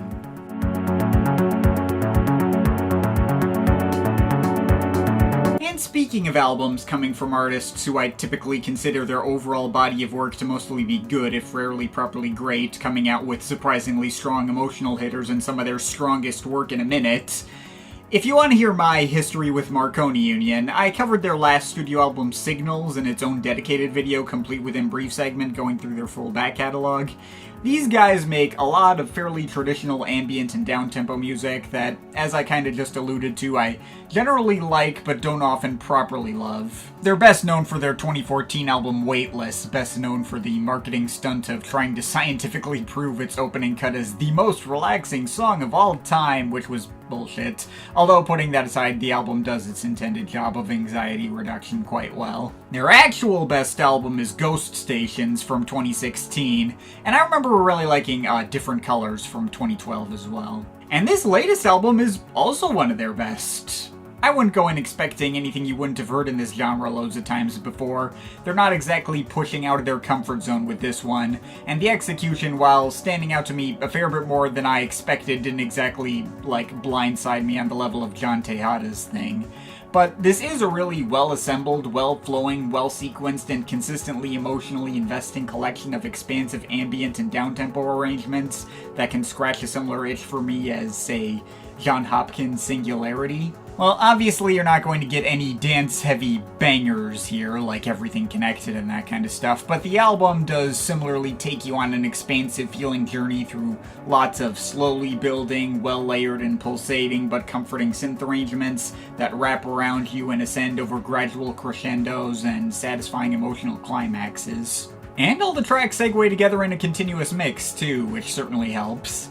All the longer tracks are obviously the biggest highlights, be it the tender vocoder tunes and uplifting sequences of 8 Miles High Alone, the spacier arpeggios and saxophones of Crystalline, the slow but bouncing drums, synth strings, and guitars of Exhale, and especially the epic almost 9-minute In Motion, which brings in loads of expansive, soothing reverb vocals and parts and some really nice piano-driven sections. Though my favorite has to be the near 11-minute closer, Cloud Surfing, which starts out with nothing but windy ambience and like individual piano notes, starts building into sorta acid-like synth-based progressions and breezy drumming, and keeps crescendoing and reaching higher heights as it goes along until ending maybe a tiny bit abruptly, but still really dang satisfying. And the other tracks, which aren't trying to be as large-scale, are all really nice and add something of substance. I suppose my least favorite was penultimate track Silence is Gliding, since I didn't find the straight ambient pad arrangement there as interesting as other moments here, but it still hit the emotional note it was going for and was not a skip.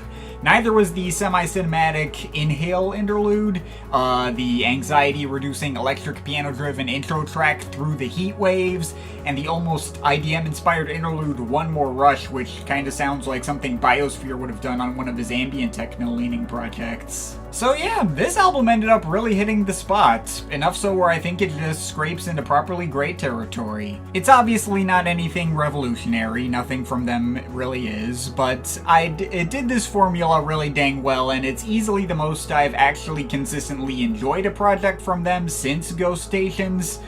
I can definitely see myself hanging out of this one, and I'm overall feeling a solid 8 out of 10. Next up from Clara, Remember This Body.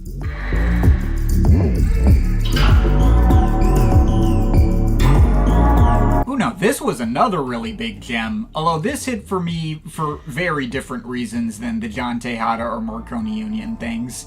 Clara is a bass music producer who's put out their debut EP here on the Time Dance label, which was founded by Batu, and much like was the case when I first heard Batu's work, this EP has some really dang cool and impressive out-of-the-box sound design that didn't sound like anything else I've heard lately. Super clean and crisp production that feels massive but really high detail and marginally cinematic feeling as well. Also, even though this is just an EP, the 5 tracks here total up to about 39 minutes of music, which is within the typical brackets of time that can feel album length. And yeah, each of the 5 tracks really hits and adds something cool and unique to the overall experience. Opener Conundrum has a slower, classic dubstep adjacent arrangement, mostly focused on massive undulating bass and metallic clanking, though also bringing in a whole bunch of really refreshing melodic washes and pads through a number of parts. Bet You Wouldn't Hurt Me punches up the tempo significantly to focus on the super clean and shiny industrial techno blend, and Tumble Turn builds off that track's pulse with a lot more like tribal beat work and melted woodwind-like synths, which are really alluring and organic feeling. Obviously, the track most meant to grab your attention is There's Nothing Happening Between Us, which stretches on significantly longer than any of the other tracks at nearly 17 minutes. Constantly floating between fast-paced techno beats and tender, spacious ambient pads, and consistently changing and evolving over time to ensure that greater length is well utilized. And finally, the closer, Just Can't Live Without Ya, returns to a more down-tempo arrangement, mostly focused around one repeating soul sample, awash in lots of ambient effects. Perhaps a tiny bit on the one-note side, but the one idea it sticks to still hits well enough and is easy enough for me to sink myself into on its own to not feel overextended, even at over 7 minutes. So yeah, this EP's great. Phenomenal sound design on this thing and absolutely next level production quality. Definitely gonna be hanging on to this one too, and can definitely give it a high recommendation. I'm overall feeling an 8.3 out of 10 on this one. Next up from Barry Can't Swim, Loner.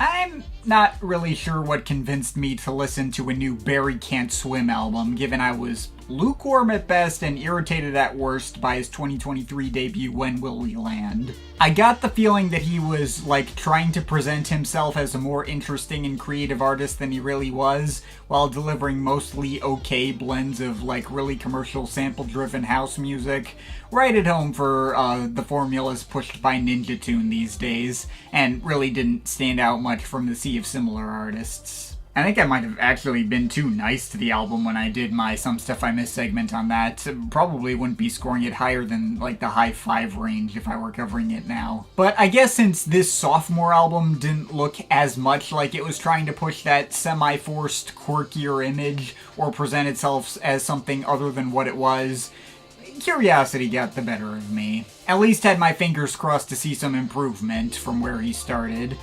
And while I'm not going to tell you that this album is like a must listen or anything, I'll say I thought it was in fact a step in the right direction for him. Now, much in the same way I felt on this guy's debut, the album is not exactly the most consistent and can be a bit of a mixed bag. Plenty of forgettable filler cuts like Still Riding or Like It's Part of the Dance, which don't really grab me, or the interlude track Machine Noise for a Quiet Daydream, whose main purpose is to deliver like some Scottish spoken word thing, and a decent chunk of it is just saying the word fun over and over. And don't even get me started on the worst track here by a country mile, All My Friends, which sounds like his attempt to like chase the recent trend of like high charting white bread Christian music through some super on the nose Odessa style sampling about like praying to God and stuff. Is practically begging for like a Jelly Roll feature. That was absolutely insufferable. Fuck right out of here with that shit. But perhaps it says something that even with clunkers like this on the album and an experience that I don't really think works as a complete front-to-back statement, that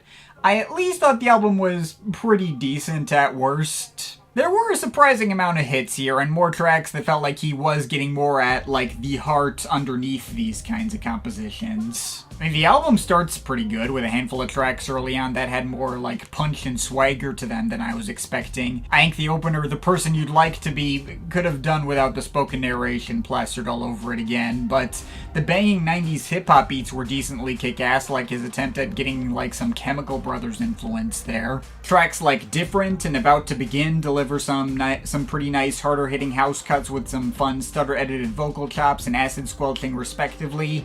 Beyond that, I quite enjoyed all the more organic instrumentation going into Kimpton that sort of added a not really African flavor to the mix. And my favorite track might have been Cars Pass By Like Childhood Sweethearts, which just had a particularly strong choice in old school soul sample with some nice string sections to go alongside it. Somehow not just rotely sounding like something Moby would have done better, despite what that description says. But the ending stretch is really solid too. The track Childhood, despite some kinda generic sounding parts, also brings in the samples of super lush 70s orchestrations with big horn sections, which sounded pretty awesome. The track Marriage thankfully doesn't feel like a wedding tune, but instead has some pretty dramatic and heavy burial-style beat work. And the closer Wandering Mount Moon brings in lots of sentimental movie score orchestral samples, which made for a really strong emotional finish. At the end of the day, Loner is still a pretty frustrating and all over the place listen as a complete whole that I can't imagine wanting to sit through in its full entirety again. Also not much here that, say, Jamie XX didn't do a lot better with his album last year. But I do feel like the guy's at least showing some improvement, and there was a surprising amount of individual moments that successfully hit for me on exactly the level they were going for. Enough to at least make me glad I checked it out. Guy's still got a long way to go before I'm won over on the hype he's gotten, but he's getting better. I'm at least starting to see the vision a little more, and I'll give this a strong 6.7 out of 10. Next up from Slickback, Attrition. Right now, this was a pretty interesting find. Here's one of the most recent signees to Planet Mu, an up-and-coming artist based in Nairobi, Kenya. From what I can tell, he's only been at it since like 2019-ish, but he's apparently been making some waves, and he actually just released a one-off crossover single with Skrillex of all people, so that's pretty cool, I guess. I've not heard anything else he's made aside from this album, but I can best describe this album as somewhere between like Jalen, Batu, and Evian Christ. Guys providing all sorts of like hyper-polished and massive-sounding, crushing beat work and bass music that comes in all sorts of shapes and sizes, taking influence from dubstep, to footwork, to abstract techno, to wonky, to whatever else might provide some experimental flavor. And these mixes are almost entirely based around percussion and texture, very little in the way of melody, but those percussion mixes are so off-kilter and high detail, as well as so impressively produced to sound so imposing and huge, that there's more than enough to consistently pull me in anyway. And a decent amount of variety too, be it the dubstep adjacent bangers of Knot or Gorilla with all the heavy webbing bass, the various organic percussion workouts of Sekli, the way more frantic and fast-paced footwork mix of Taped, and of course shoutouts to the tracks that actually did bring in some more present melodic elements, like the cinematic string pads bouncing off wonky drops on Duality, the dulcimer melodies and pads and weird yelping noises going over footwork beats on penultimate track Spend, the bouncy solo xylophone-esque textures of album intro Snow, or the warmer ambient interlude Semblance of Composure, which lives up to its title and provides a welcome breather. I do have a bit of a mixed feeling on the album's ending stretch, since while you do get some of the album's best and most climactic moments here, I'm not sure if they're, sequenced in the most optimal way. The actual closer, Fracture, feels like we're cycling through a bunch of reconfigured ideas heard elsewhere on the album, and the ending of it just kind of arrives abruptly and leaves me thinking, that's it. Which can be made more frustrating when I also look at the 1-2 punch provided by the track Trars, and its slow dramatic explosions of noise with acid breakdowns in between, transitioning into quite possibly the album's most propulsive banger of all in Sheltered. Those two tracks would have been the perfect way for the album to close out like the finale of a fireworks show, and getting 2 more tracks after that does add to the album's finish feeling more anticlimax. Although I do like both of those last tracks enough where I wouldn't want them cut out entirely, just maybe move to an earlier part of the album, but I suppose I'm getting nitpicky here. At the end of the day, this is a really cool album. The sound design on this is crazy as hell, and if you're a fan of these styles of experimental bass music and footwork and stuff, I think you'll want to give it a shot. I'm feeling a 7.7 out of 10 on it. Next up from HVL, Deviate.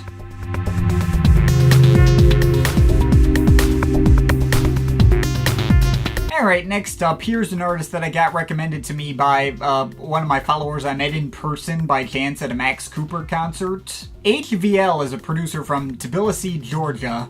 While he has apparently had work put out going back as far as 2013, his output significantly sped up right around the pandemic, and he's been self-releasing several fairly lengthy albums of IDM, acid, and ambient techno over the past several years, with this being his 8th self-released album just over that time period. I haven't heard anything else he's put out besides this one album he put out this past June, though. Anyway, this album's pretty decent, I guess. It definitely sticks to a lot of pretty standard ambient techno formulas with very slight dub touches and a vaguely Ilion Tape-ish vibe. Nothing I haven't heard in this genre a bazillion times, and very much a winding background music-y listen at best. But I suppose the vibe itself is well crafted for what it is. The experience was immersive enough to not make the 72-minute running time feel like a drag, and each of the tracks does technically have its own identity and vague sense of progression, even if I'd be lying if I said there was much that actually grabbed my attention along the way. In terms of highlights, Dark Pit's a good breezy and uplifting skittering opener, Biomass has some cool detuned bell sounds in the mix. My favorite track is probably Cycle 8th, which has a pretty solidly warm and immersive blend of ambient pads to join its shuffling beats, and it seems only fitting where there's an extended 8-minute reprise of the track at the end that takes out all the beats and lets the ambience speak for itself. Beyond that, I like the punchier classic drum machine workouts of Ghost sparring, the spacey lounginess of Falling and Twisting, the echoing squirting effects of Tbilisi dub, the brighter melodic chords of the aptly named Twinkling, and the more organic flavored drum model P1 that has more kinda bell-like synth textures and neat airy vocal chops. It's not all hits, though. You will run into more fillerish cuts like Moonlit Valley or Beyond the Six Mountains, which just kind of maintain the general vibe of everything without doing much to stand out, though moments like these just fall in the background and pass by me without me really noticing. I feel like the gap in quality between them and the best parts really isn't that pronounced. So, yeah, when I was talking with the guy who recommended this to me, I seem to recall him saying his favorite artist of all time was Daniel Avery. And speaking as someone who has also tended to be kind of lukewarm on Daniel Avery's work, I can definitely see a parallel there, for better or worse. Though, if that guy's stuff means a lot to you, and you, really fuck with stuff like Song for Alpha, I can see how something like this would be scratching a similar kind of itch as what that guy usually delivers. So, I don't know, I guess take that all as you will. This is all likable enough, just don't expect it to, change your life or anything. I'm overall feeling a 6.5 out of 10 on it. Next up from Skybreak, Half-Blood. Into the future. Alright, here's an EDM, dubstep, and color bass artist I've been interested in looking into for a minute now and never got around to hearing a full project from before now. I first heard of Skybreak through the guy who is currently working as his manager. That would be Landon Remixes, of course. So I'd seen this guy's released lots of loose singles and a smattering of EPs over the past couple of years. Although this, if I'm not mistaken, is his proper debut album. I did listen to one other project from this guy out of curiosity. In the promo text for this album on Bandcamp, there was a mention of his 2022 EP called Moonglow, which he felt was the very best of what his previous color-based sound had to offer, and even put him in a bit of a creative rut trying to figure out how to follow it up. That EP is pretty good, I guess. A bit one note for my liking, with all the tracks going for almost the exact same color-based sound, but I mean, that sound is very well produced and labored over. Also, it had a whole narrative concept to tie everything together as outlined by, like, spoken interludes before each track included on the official mix on YouTube. And I also do not know how to feel about the story's unexpectedly bleak and depressing twist ending. But yeah, after an EP like that, the very first thing I would have wanted was for him to maybe, like, branch out with his sound a bit more. Give himself some less limiting sonic frameworks than what that one color-based sound provides. And that's exactly what he does on this album. Now, he's hardly ditching his old sound. In fact, this album's opener, Star Cannon, would have fit right at home on that EP.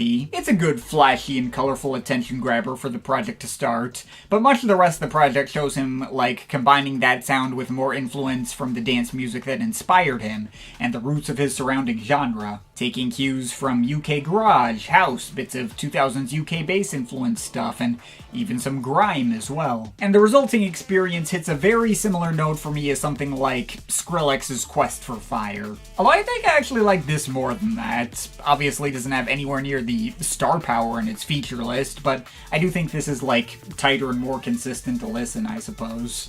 A lot of the poppier cuts here were bigger highlights for me, like Can't Let Go, Street Garden, or World's End Remember, which just had some pretty straightforwardly solid female vocal hooks. But I also quite liked the tracks with UK rappers like Antimatter, Stone Cold, or Dreamer, which all got pretty hard-hitting for what they were and really brought some solid grimy vibes that made for a surprisingly good match going up next to some of the flashier EDM synth choices. He added in a couple of welcome interludes for some extra flavor, like the clattering percussion of Anxiety and the subtle ambience of Vagabond, which I appreciate being there as well. Although I think my favorite track here might be Red Hot Skull, which really played into some, like, 90s rave and house influences and provided one of the album's more exciting stabby drops. That was loads of fun. I don't really have a ton else to break down with this album. It's not the kind of thing that gives me a lot to say, really, but it's not the kind of thing that gives me much of anything to complain about either.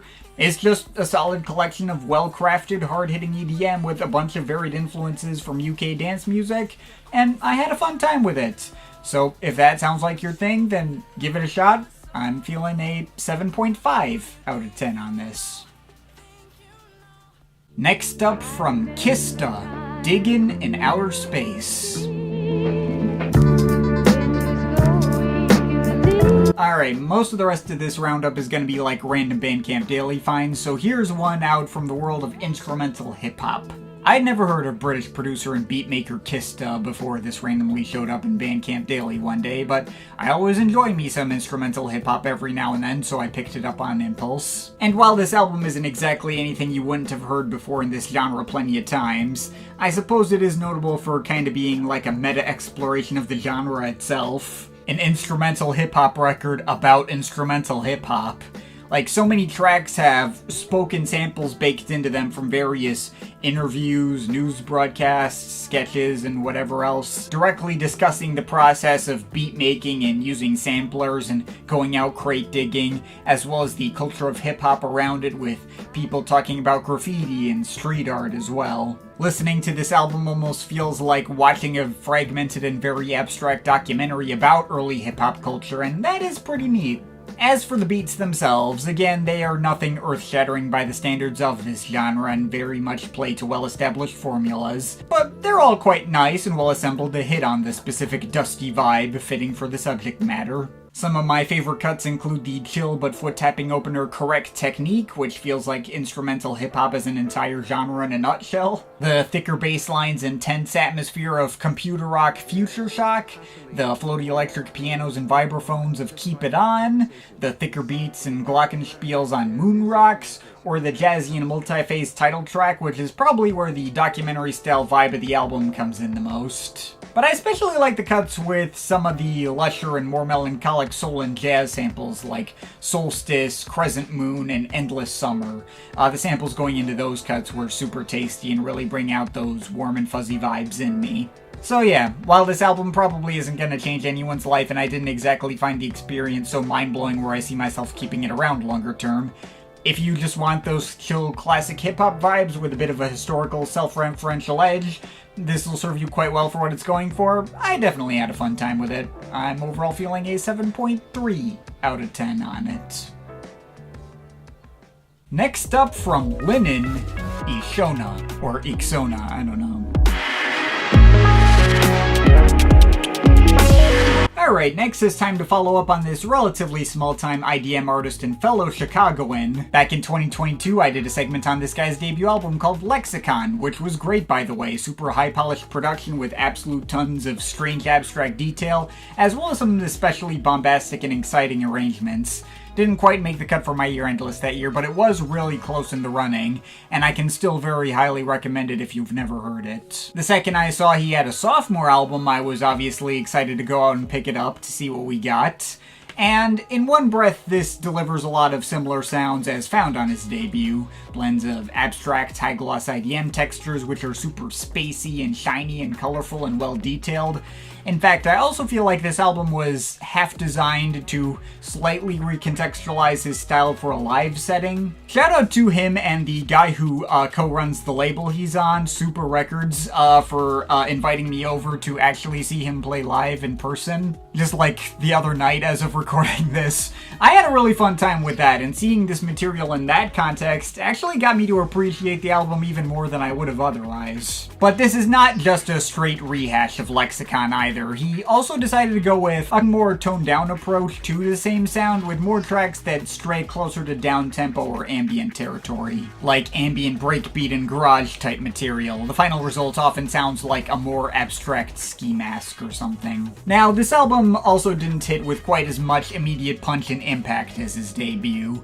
I did have to listen to this one a couple of times to warm up to it in comparison to Lexicon, which hit much more immediately, but it's still about as equally as impressive a listen all the same, and obviously I'm all for more of this kind of vibe. The album still has its share of hyper-complex and strange moments with lots of flash, like the skittery bass music adjacent workouts of Versilitude, the slow-building drum and bass crescendos of Light Morph, and the big abstract ambient breakbeat climax of The Fold, which shifts him to all sorts of different shapes over its 6 minutes. But there's also much more accessible moments, like the obviously Burial-inspired opener Nobody Knows Me and its catchy vocal sample chops, or the second track Roll 5321, which is probably the single most ski mask sounding cut in the bunch, with its electric piano loops and classic breaks being joined by expansive ambient pads and some cool acid breakdowns. And what I think is my personal favorite track in 4M Hero, which probably has the most memorable melodic hook made out of its bubbly synth riffs.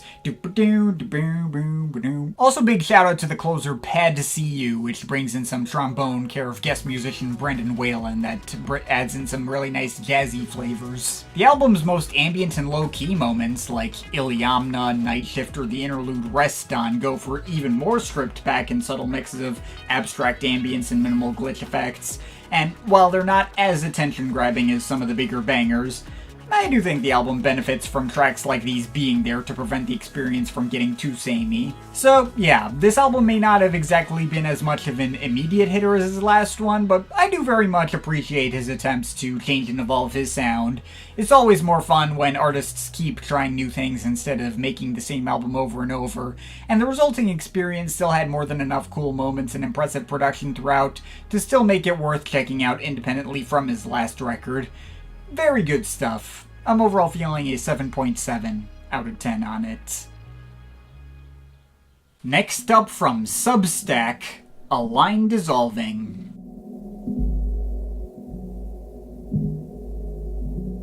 Okay, next I decided I needed some minimal dark ambience as a quick palette cleanser, so here's a random project I decided to pick up from the Neo Tantra label, which goes as minimal and ambient as you can possibly get. Like a step away from something like Biosphere's Autour de la Lune, and similarly designed to, evoke the cold loneliness of space implied by the album cover. And it very easily gets the job done for what it's going for. Super quick and to-the-point set of minimal drone pieces that runs on for less than half an hour total. Most tracks are made up of nothing but very simple bassy pads that maybe shift between 2 chords, if they even do that. But as far as minimal drone pieces go, they're all effective for what they are and really immerse you in that foreboding spaciness. Highlights of note include the undulating waves of bass that ebb and flow in opener As Light Forgets. The track Nothing That Rests takes similar humming pads and layers some extremely light tapping percussion just out of the corner of your ear. Shapes Through Fog has a couple of moments of light distortion for some menacing effect. And the closer entitled track brings in some more melancholic melodic plinking for a comparatively more comforting finish. Is this the kind of album I'm likely to hang on to longer term? Probably not, but it served the exact purpose I went in expecting it to serve, and I got exactly what I wanted out of it. If ridiculously minimal drones are your thing, then maybe give it a spin. Also, if you like that, I can also recommend the other album he put out on the label in June called Forest of Endless Sky. If you want a blend that's kinda similar to this but less space-themed and more naturalistic with more inclusions of field recordings and stuff with a slight bit more variety of ideas, that was also an enjoyable time for what it was. But if you just want a half hour in the void, then A Line Dissolving will do you well, and that's what I came to it for, so take that all as you will. I think I'm feeling a solid 7 out of 10 on it. Next up from Ethnobotanica, Cosmobotanica.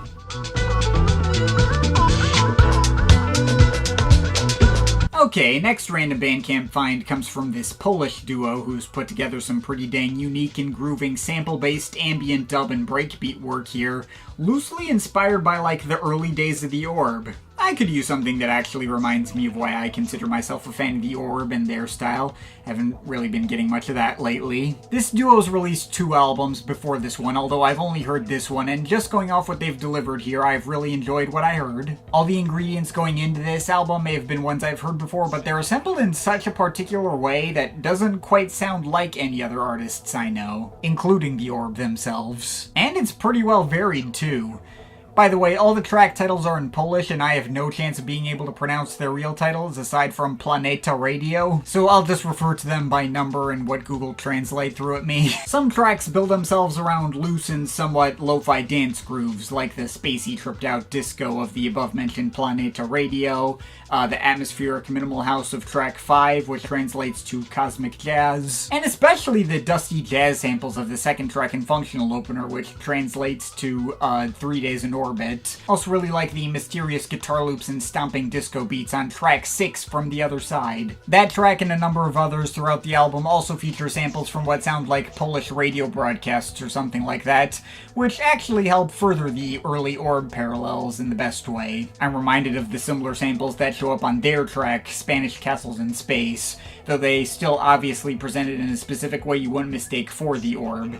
In fact, a bunch of tracks also build themselves around samples of old records of Polish singing and make for easily the album's biggest earworm moments, most liable to stick in your head on loop, in a good way. See the spacey doo-wop-esque choruses on track 4, Mushrooms on Mars, or the kinda R&B flavored snippets going up next to warp synth chords and amen breaks on the album's climactic closer, Star Lagoon. Not every track on the album goes over as well as the next. Track 7, Pyramids on the Moon, is a quick dark ambient interlude which is a nice breather between other moments, but I forget immediately after it's done. Track 9, Aliens on Earth, has a really cool outro with these downbeat string-backed 70s pop samples, but the synth blends that take up the bulk of the track aren't quite as attention-grabbing. And track 8, Before They Close the Portal, had a loop of sampled 70s style synths that got a little repetitive and didn't blend as well next to the super amen break heavy beat work or other stabby synth chords. Although all these tracks are enjoyable for what they are too. They just happen to not grab me as much as other moments, mostly in the first half. But whatever, at the end of the day, this is a really dang cool album. Even if there are some parts I like more than others, it definitely all succeeded at creating its spacey cosmic journey through some fairly unconventional means. If you were disappointed by the new Tejada thing, I can recommend this in its stead too, since the blend of house and hip-hop samples isn't too far away, and has way more personality and unique flair than what that guy did. So, yeah, overall, this is a lovely time, so make sure to check it out. I'm overall feeling a 7.7 out of 10. Next up from Kane, Lineage. Alright, next random Bandcamp Daily find comes from this Scottish producer I'd never heard of before. This guy apparently used to be like a professional bagpiper, and he pivoted to making electronic music, combining some organic house with lots of influences from his upbringing in traditional Scottish and Celtic music, as well as tribal, tropical, and even bits of Latin influences thrown in there. I've only heard this one project from him, although he's apparently been at it for quite a long time, so I don't know how indicative this is of his overall body of work. But I can tell you that this album is really dang cool, and the way he combines all these influences is really bright and attention-grabbing and uplifting and well-detailed. Pulled me in pretty immediately just with one listen. And what's even better is that I don't think the album has any misses in its track listing, and each track seems to find a different way to mash all these influences together, sometimes really leaning on the more organic elements like the bright synth chimes and flutes on opener The Highlands, or the dense blends of hand percussion and other flute riffs that have more of a Middle Eastern flavor on Flame of Wrath. And sometimes the mixes are just strange, like Chola, which brings together bagpipes, a reggaeton-influenced beat, and some light, like 2000s dubstep wubbing, and it actually seems to work and make sense together. Similar mixes even done better on Ruthven, which evolves from a fuzzy bagpipe riff, I guess you could call it, but it takes that melody and slowly filters it through different textures, like more chimes, and eventually bringing in some airy vocals and synths, starting one place and ending another, but with the same tune throughout, so that's really cool. But other tracks here lean more into the electronic elements. The track Forged from Bagpipes, ironically, doesn't actually have any bagpipes on it that I could hear, but instead is like a sparkly and glittering slice of deep house. Galan has lots of thick house beats with catchy vocal chops that give me Monaco vibes in the best way. And the track Morrigan has another reggaeton beat and combines it with some airy female vocal performances and some music box sounds, and for whatever reason the final effect gives me weirdly burial-ish vibes. The last third of the album doesn't really introduce any new ideas but still hits for what it's going for. I like how the progressive synths of Kin act as an extended intro to the slow stomping title track. Weave has another one of the more uplifting mixes on the album with more glittering chimes, and the outro cut, Song of the Seal, despite being less than 2 minutes long, delivers some of the album's catchiest sets of vocal chops. So yeah, overall this is a really strong project. Super strange and interesting mix of influences, but they still come together in a really easily accessible way, even as someone who isn't typically drawn to the sound of bagpipes. We'll see how long this ends up sticking with me, but right now I think this just edges itself into grade territory. I'll give it a solid 8 out of 10. Next up from Lider, Weird.Fishes. And the next random Bandcamp Daily find comes from this trio of artists, consisting of Lindsay Wang, aka Polygonia, Moritz Stahl, aka Odizo, and Nicholas Bueller, aka FTP Doctor or Delusional Circuits, putting together one heck of an impressively detailed and textured ambient project. Quite possibly my favorite straight ambient project I've heard this year so far. I'm not sure, it would be close if that. If you're a fan of artists like Carbon-Based Lifeforms or Ozoyo, then you'll want to give this a shot. Lots of super liquid and organic textures filling up the frequency spectrum and constantly filled with interesting details, but super easily immersive and adding up to one cohesive musical environment. Even given further organic texture by the addition of Polygonia's own wordless vocals and violin performances, and Moritz Stahl's saxophone performances, which really help further establish that emotional connection. And while each of the pieces is obviously very free-flowing and almost certainly all improvised, there is a decent amount of variety within them, like opener Fen introducing the album's liquid psychedelic ambient sound with a lot of the female vocal textures from Polygonia, second track Drifter going into much darker and spacier and occasionally even somewhat mechanical territory, tracks like Kielung and Tangvald focusing on a lot of stop-start rhythms that give me mild visible cloaks and OPN vibes.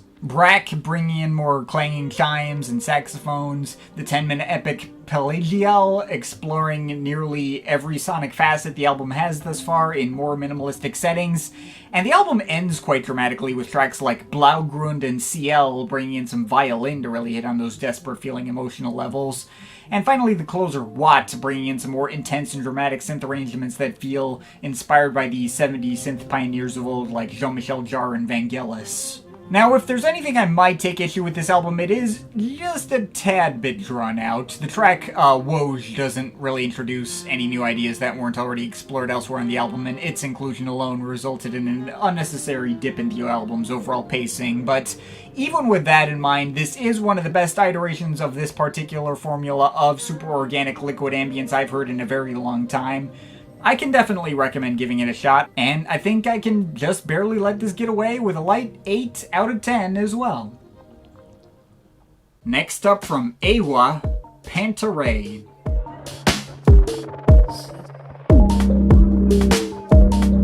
Alright, next up, here's something I happened to see in the new music section of iTunes one day. The debut full-length effort of this UK-based Italian producer. She's fairly new to the scene and only started putting out work around 2021 from what I can tell, but has seen a decent amount of buzz in the underground after signing to the 3024 label. I myself had never heard of her before coming across this album and thinking the album cover looked cool. Anyway, do you like Lorraine James and Jalen? This album sounds pretty similar to something you'd hear out of artists like those. A fairly stripped back but experimental and decently versatile blend of influences from bass music, techno, garage, and other dance styles, with any tunes carried mostly by the artist's own husky vocals appearing on nearly every track, usually run through effects and or played in reverse. The general vibe is pretty close to something like Gentle Confrontation, although Awa comes about a similar sound from some fairly different angles. The record feels a lot more percussion-minded, and most of the variety comes in the rhythms and percussion textures, rather than any melodic textures that might be placed on top, as might be the case for James's productions. Which is also kind of why Jalen came to mind as a comparison point, even if this doesn't really feature much of the footwork influences that Jalen based her style around. This stuff mainly has roots in like UK bass and garage and stuff. Not every single one of the 14 tracks here has something unique that sticks out to me. There are tracks here and there which repeat ideas or just loosely stick to Awa's unique core style without varying on it in that memorable way. See tracks like Bricks or the closer Tessa, for instance. Though there are definitely more hits than misses. Highlights include the heavy off-kilter hip-hop adjacent beats of functional opener Albicaka, one of the stronger vocal hooks going over a breezy garage beat and upright bass on Amarena. The track Systemy has some breakbeat flavors going into it over one of the more mechanical feeling arrangements. Ragni starts bringing in some drum and bass influence. Tracks like Metite and Aria, which have some more straightforward techno influences, or even the tiniest hint of an industrial edge. I also like how the bouncy techno mix of Sola segues directly into the following track, Candies, which takes the same reversed vocals and places them over this super dramatic mix of cello and light ambient synth blips. I also liked the couple of moments that brought in some jazz influences, like the shuffling live drums and upright bass on album intro White, or the chopped up piano ballad NYC. Almost kind of wish we got more of that kind of stuff, but it is what it is. Overall, Panta Rei is a promising debut for this artist. Got some room for growth and further development of this sound, but she has nailed down a pretty unique sound and identity off the bat that has me interested to see where she might be taking things next. This is definitely worth giving a shot. I'm overall feeling a 7.5 out of 10 on it. Next up from Finland, Voorn.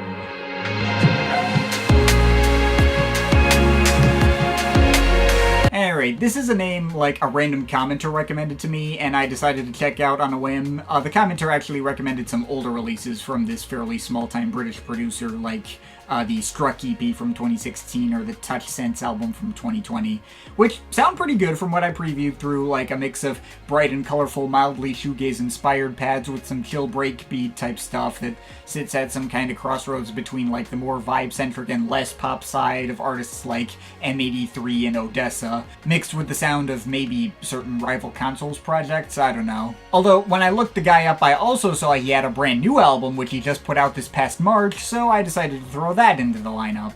This album, I guess, might be special for him since he decided to make the entire album with sounds he generated through one synthesizer, a Vermona Performer Mark II, which is kind of where the title is derived from, shortening Performer down to just form. And the resulting album is kind of like what would happen if you combined all the comparison points I mentioned and also throw in Gridlock's Formless as another ingredient, since the synthesized percussion and the way they blend into the walls of epic cinematic synth pads reminds me a little of that album. Not quite as dense and noisy as the densest parts of that album, and the melodies are way more sentimental in tone, but there was definitely some resemblance there, and I quite like that parallel. Now, there's not exactly much to actually break down with this project. It pretty much just does its one sound well without much of anything in the way of variety, and almost all 12 tracks are fundamentally the same idea. But I didn't get sick of hearing the formula repeated, and there are still highlights to mention regardless. I feel like the ending stretch of the album in particular is the best part, starting from the track Triptych, which is like a big 7-minute centerpiece, and as per its title, it kind of floats between 3 parts, starting with a drum and bass influenced part, then a more ambient part, and then a more garage influenced part. That was probably my favorite track here. Though Elsewhere also has one of the album's catchiest tunes, and the album ends in 2 pretty powerful interludes with the emotional ambient See You on the Other Side, and the explosive closer X Infinity, which is definitely the most M83 Before the Dawn Heals Us-like moment on the album. The first half mostly ran together for me, but I guess I can mark the opener A Place for Us Yet as a highlight for setting the sentimental and epic tone of the album well, and having a decent amount of evolution, and I guess the moodier foot-tapping beats of Better Days and the flurry arpeggios and skittering percussion of Encounters were pretty solid too, but that's about all I got to dig into here. Overall, this is a good album. Not much to it, and not exactly the most original stuff in this vein, but the sound is very impressive and striking and hits on all the emotional beats it's going for. I can definitely give it a recommendation if this sounds like it'd be your thing. I'm overall feeling a 7.3 out of 10. Next up from Easygoing Tech, it's self-titled, it's Easygoing Tech. Next up, we got a small-time duo of fellow Chicagoans putting out some fairly heavy and experimental techno and juke type stuff. I first heard about them since they were one of the opening acts for Linen when I saw him live the other night. Anyway, this self-titled debut album is pretty neat. It's pretty much entirely percussion with almost nothing in the way of melody, but the percussion is all very thick and well polished, and all the tracks keep changing and evolving and switching around into new patterns at quite a rapid but steady pace. It's the kind of material that is designed well to be played live in some kind of small venue or boiler room setting as you just kind of lose yourself among the pounding beatwork. And some of the way this stuff was constructed makes me feel like the tracks may have been composed on the fly as well. Feels like a bit of a missed opportunity that the album's not a continuous mix to even further mimic the appeal of their live set, but oh well. Now, like the Thin Nen album I just got done talking about, there's not exactly a lot to break down in this project, and the experience has a strong tendency to run together in a singular blur, even when I'm paying closer attention to it. A lot of these tracks are like 2-3 minutes and just focus on similar sounding percussion blends. Tracks like CC Paster, Nebdai, or Acedia Bangs, they certainly all bang, but don't give me much to say. Though there are a couple of cuts that do diverge from the established sound more. The opener PDT-kin is one of the few cuts that incorporates some light melodic textures in the way of a couple of pads and 1-chord sequences, and it rapidly shifts through a lot of different ideas over the course of those 5 minutes. And similar feelings on penultimate track 909 Local, which brings in some surprisingly chill guitar textures out of nowhere, and evolves into a much more floaty and dreamlike vibe going over its banging beatwork. Aside from that, I guess SYJE_Kerr is one of the sparser and faster paced mixes that has a bunch of not really beatboxing sounds. The closer K-Hug is fittingly the densest and most complex cut of them all, running on for over 6 minutes. And Mix DD0 is mainly notable for this part near the end that adds in these female grunting noises in the background, which I wasn't really crazy about. But yeah, that's about all I got. This album is probably not going to be anything that'll change your life, but I don't think it's really trying to be either. It is certainly well polished, and I do believe it achieves the exact effect that it was going for. Might be more interesting to see maybe where this duo ends up going next, or if they plan to get more ambitious or develop the sound further, or if it just remains like a one-off something, I don't know. But in the meantime, this was an enjoyable time. I'll let this off with a solid 7 out of 10. Next up from Blank Forms, or blank4.ms, After the Town Was Swept Away. Next up, got another random Bandcamp daily find from this New York-based producer who put together this album mostly out of very simple and stripped-back drone pieces.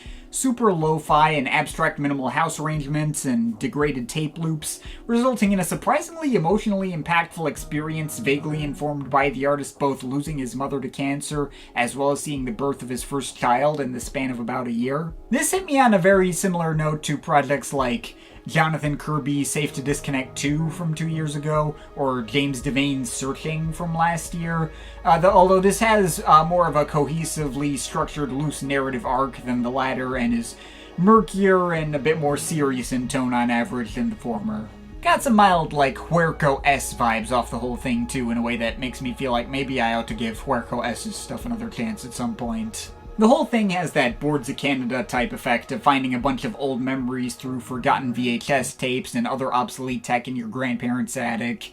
And while the experience is very subtle and all of these pieces are very small scale and unassuming on the surface, each track adds something unique of substance, be it the fuzzy and glitched up synth chords paying off into some exceptionally pretty layers of saxophone accompaniment on functional album opener A Fleet of Celebrants, the marginally more playful but also kinda dark and foreboding arpeggios and minimal house beats of Crail Family Post Office, the positively chilling pads of To Survive the Flood, going over minimal kicks and building up to a marginally thicker and more cinematic vibe by the end, the icy but oddly welcoming pianos and chopped up wordless vocals on Formed by the Slide, which really contrasts from the sound of the rest of the record in a cool way and give off some similar vibes to certain One-O-Trix Point Never or Caitlin Aurelia Smith productions. The near-apocalyptic minimalism of the title track, which starts off with nothing but fuzzy and almost atonal ambient drones, but building up really satisfyingly into this bizarre mechanical or even mildly industrial-flavored experimental techno section in its second half. And the functional album closer, Ferried Across, which closes the album out on a much warmer and more hopeful-sounding note, with some garage-influenced beats providing a solid underscore to all the more welcoming and comforting melodic pads on top. There's also a scattering of interludes, which I'll add to the experience as well. The 3 kinship interludes are the most visible and are all reprises of the same foggy drones that help bring together the experience as an overarching whole more, in a similar way to, the transmission interludes on DJ Shadow's Introducing. But the other interludes provide even more interesting ideas to flesh the album's sound out more, like the individual synth notes of opener Never Left, which feel like they could be a loose reference to Close Encounters of the Third Kind, the spooky reversed effects and dark drones of Unfurled Atop the Peak that add a extra bit of experimental flair, or the simple one-chord ambient drone of Coulter that kinda hit on a marginally more comforting note, and some of the fuzzy noise artifacts around the edges kinda remind me of a low-rent recording of Ocean Waves or something. Overall, this might not be the kind of album that sticks out to you on the surface, but there's a lot more substance and thought put into it than it might look, and all of it comes together in a really striking and unique way. I can definitely see myself hanging on to this one, and I can definitely recommend giving it a shot if all this sounds like something that would interest you. I think I can just qualify it as great and give this a solid 8 out of 10. Next up from Gyrofield, Suspension of Belief.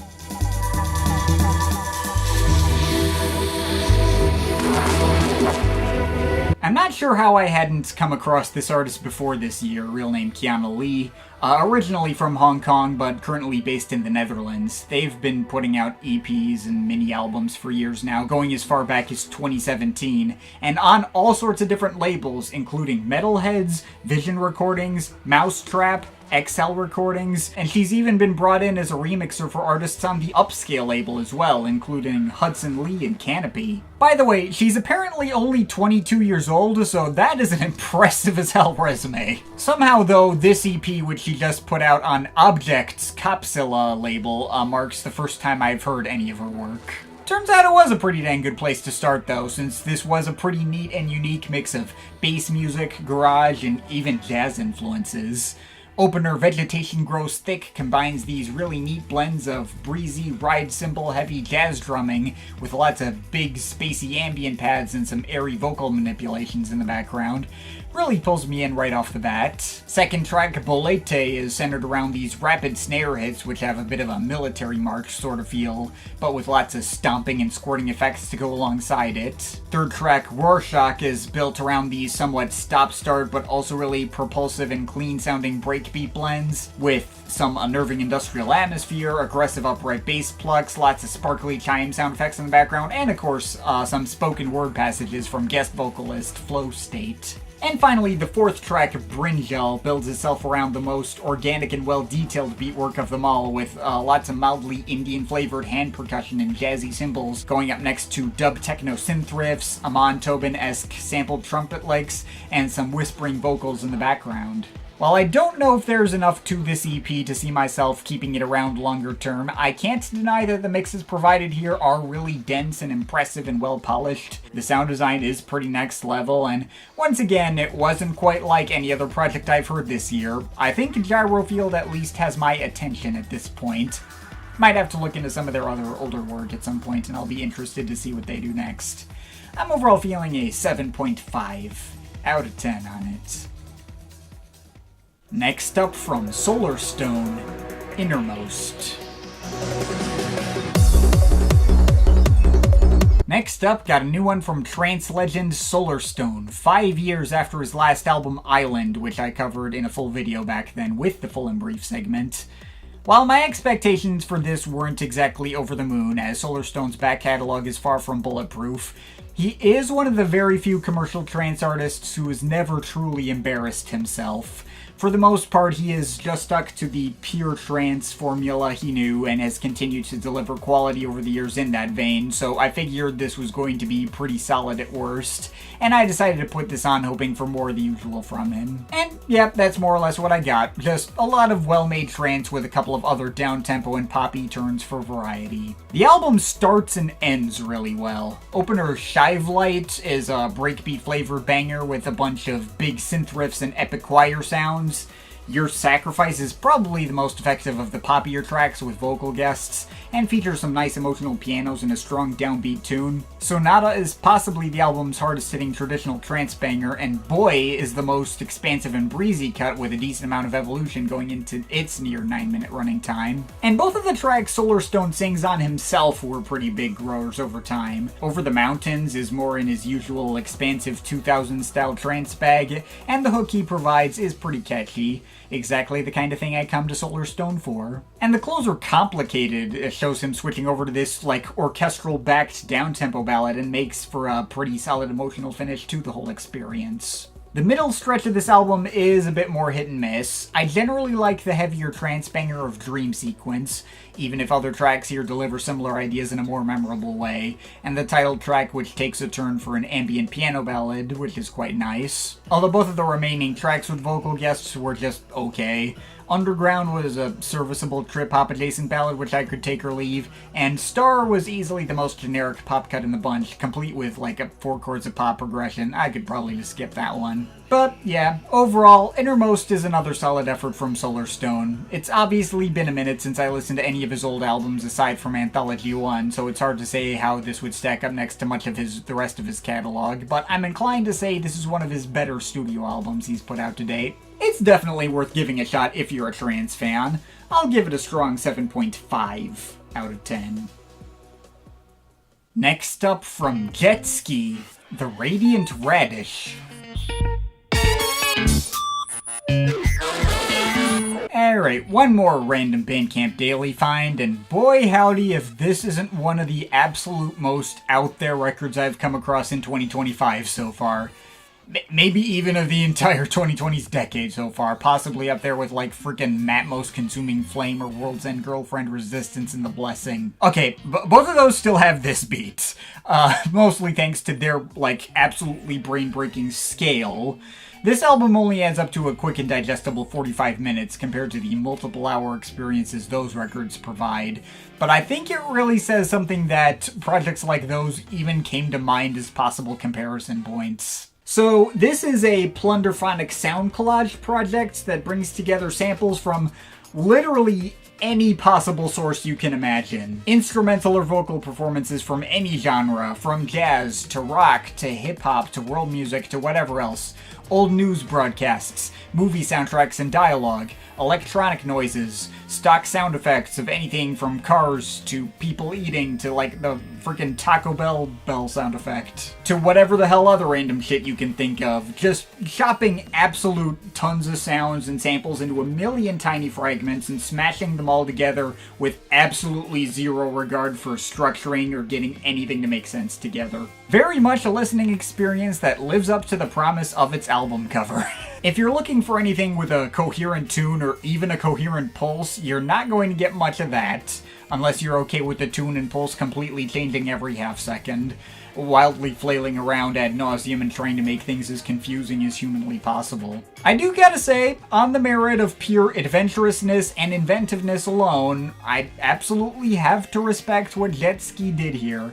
And, I mean, also to be fair, none of it is hard on the ears either. There was no point where the blend of random shit got to be, like, too garish or unpleasant as can sometimes be the case on, say, certain Matmos albums, Consuming Flame included. Now, the complete lack of any kind of structure does come with its downsides, namely a track listing so ill-defined it may as well not exist. Few of these tracks even attempt to form an identity apart from each other, and the experience very much runs together as if everything was the same 45-minute piece. I guess if I really try to scrape for things that might make tracks unique apart from each other, I guess Speed Zoo seems to have more of like a focus on chopped up breakbeats, radio DJs, and completely incomprehensible rapping. Tracks like Split Dogs and Bucking Broadway I think have more of a tendency towards jazzier samples, bringing in stuff like horn sections and trumpet solos, with the former bringing in something that sounds like a 2010s dubstep breakdown at one point. Point Blank, I think, might have gone heavier on the electronic sounds and drum machines and stuff,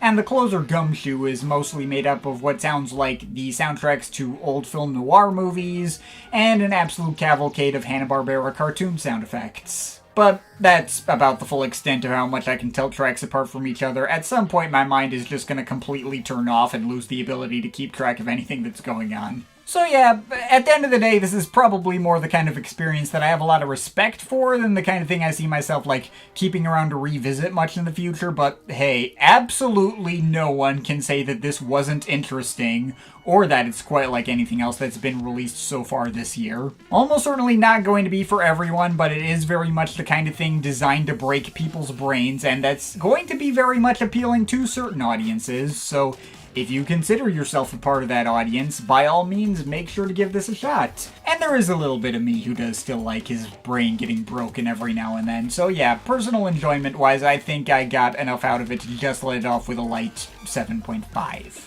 out of 10. And finally, from Turquoise Death, Guardian.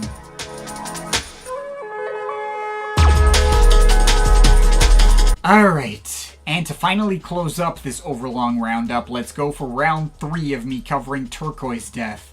We got the final installment in what has now been dubbed the Univa trilogy of albums, after 2023's Say Bueno and last year's Kaleidoscope, as well as what has been announced to be the last album they plan on putting out under this alias for the foreseeable future. They might be doing some ambient vaporwave stuff under the name 12 Days, but we'll see how that goes. Now, I did like both of the previous 2 Turquoise Death albums. Say Bueno was a very pretty and sentimental blend of drum and bass and post-rock with lots of big epic melodies, all trying to go for those deeper emotions. And Kaleidoscope was a noticeable step up in production quality, with particular focus on the drum and bass and electronic sides of the sound, with an especially strong final 3-track stretch. Although as nice as both albums were, I wasn't so crazy about either of them where I felt compelled to keep them around longer term. Both albums were very samey and ran together a lot, and both were trying so hard to go for those big sentimental heights over and over that it could get a bit tiring. However, the third album in this series, Guardian, is their first album to feel like it's directly addressing these issues I've had. I feel like this is about as much of a step up from Kaleidoscope as Kaleidoscope was a step up from Say Bueno. But where Kaleidoscope's improvements mainly came in the way of production and mastering, this album's improvements come in the way of structuring and variety, which were easily the two biggest weak points I feel like Turquoise Death has had in the past. Each track here feels like it adds something of substance that no other tracks do. Save for maybe Voyager, which just feels like a part 2 to add onto the previous track, Canyon of Secrets, but still. That pair of tracks does make for a pretty expansive and dense start to the album, bringing in more of the spacious drum and bass vibes the previous album set down, over fairly large scale lengths, being like a 9-minute track followed by a 6.5-minute track. Also, shout out to the entirely ambient album intro Univa Transporter, which honestly really helps add to the effect and makes it all the easier for me to sink myself into the vibe. But once again, the album really picks up for me with its last 3 tracks that bring in a bunch of twists to the formula. Guardian Surface, which is over into a kind of like deep house and trance kind of mold, that reminds me of some of the best parts of ATB's 2000s catalog, albeit obviously more about the vibe and not trying to deliver any kind of pop hooks. The Looking Glass doubles down on the classic trance direction, combined with some breakbeats that really further that late 90s kind of feel. Also, there's some vocal samples in that track that sound very distinctly cut out of It's a Fine Day by Opus 3. Which, the second I heard that, I was like, oh, that is just cheating. Go and use the exact same sample as my literal favorite song of all time, why don't you? May as well be using the laziest possible shortcut to get me to like a song. Obviously, the reference worked on me anyway, and also the final effect is different enough from the actual Halcyon as to not make this track redundant. But anyway, all of that completely pales in comparison to the final track, Close Your Eyes, which runs on for a whopping 30 minutes and takes up half the entire album's running time. It's also technically a 5-part suite. I want to say, like, the ambient bits in the first 4 minutes are the first part north of here, then it switches into like a trip-hop-ish section based around light and fluffy guitar melodies, thick, hard-hitting hip-hop beats, and later some acid synths for the second part, Transport. At around the 8-minute mark, the guitar melodies switch over to some flightier and faster-paced patterns, and there's a switch up back into Turquoise Death's usual drum and bass bag for what I assume is the third part, Rapids. That builds up and down for a while with other ambient passages and banging parts. Sometime around the 16-17 minute mark is where I theorize the next part, The Hunt, starts. Much of the lead melodies fall away in favor of pure acid synths and banging beats, almost a little like old school Goa trance. And then there's another brief change up into even more menacing bits with like halftime live drumming, distorted noise, and guitar feedback meant as the biggest and most intense climax of the entire album. And then it falls away into more ambient and a sort of reconfigured reprise of the first 8 minutes of the track for the ending, which I guess would be the final part of the suite, Open Your Eyes. And also for the very end, it sort of circles back around to the ambience and the way the album started, or possibly even a callback to the way Say Bueno started, given it ends with a similar, like, whispered vocal sample to that album's intro. So that's cool. As you might be able to tell, even if there may be 5 semi-distinct parts of this final track, the boundaries of where those sections begin and end seem to be, like, more open to interpretation. These are all just kind of guesses. They clearly add up to one coherent whole. Also, needless to say, that was the best track out of the 6 here. So yeah, that's Guardian. I think this is finally the point at which Turquoise Death got something into properly great territory for me. Only just barely, to be clear. I do still feel the length on the album in spite of its only being just over an hour, and the feeling of getting tired out by all the sugary, shiny melodies and constant epic climaxes is still kinda there as it was on their first 2 albums. But the much better defined variety in sound makes it all the easier to stomach. I don't know if it's going to be like a major year-end list contender since 2025 has obviously been like more stacked than usual, but I think I can genuinely see myself keeping this one around. I can definitely give it a recommendation in case you missed it as well. I will let it off with a solid 8 out of 10. And there we go, that's finally going to be everything. That is the entire roundup. But of course, this is just my opinion. You can feel free to disagree with it, but I'd like to hear your thoughts, so leave the comments in the comment thing down there. Shout out to my Patreon supporters, they're awesome people. You want to add yourself to that list, link to my Patreon is in the description. But yeah, that's pretty much it. That's all for today. See you next time.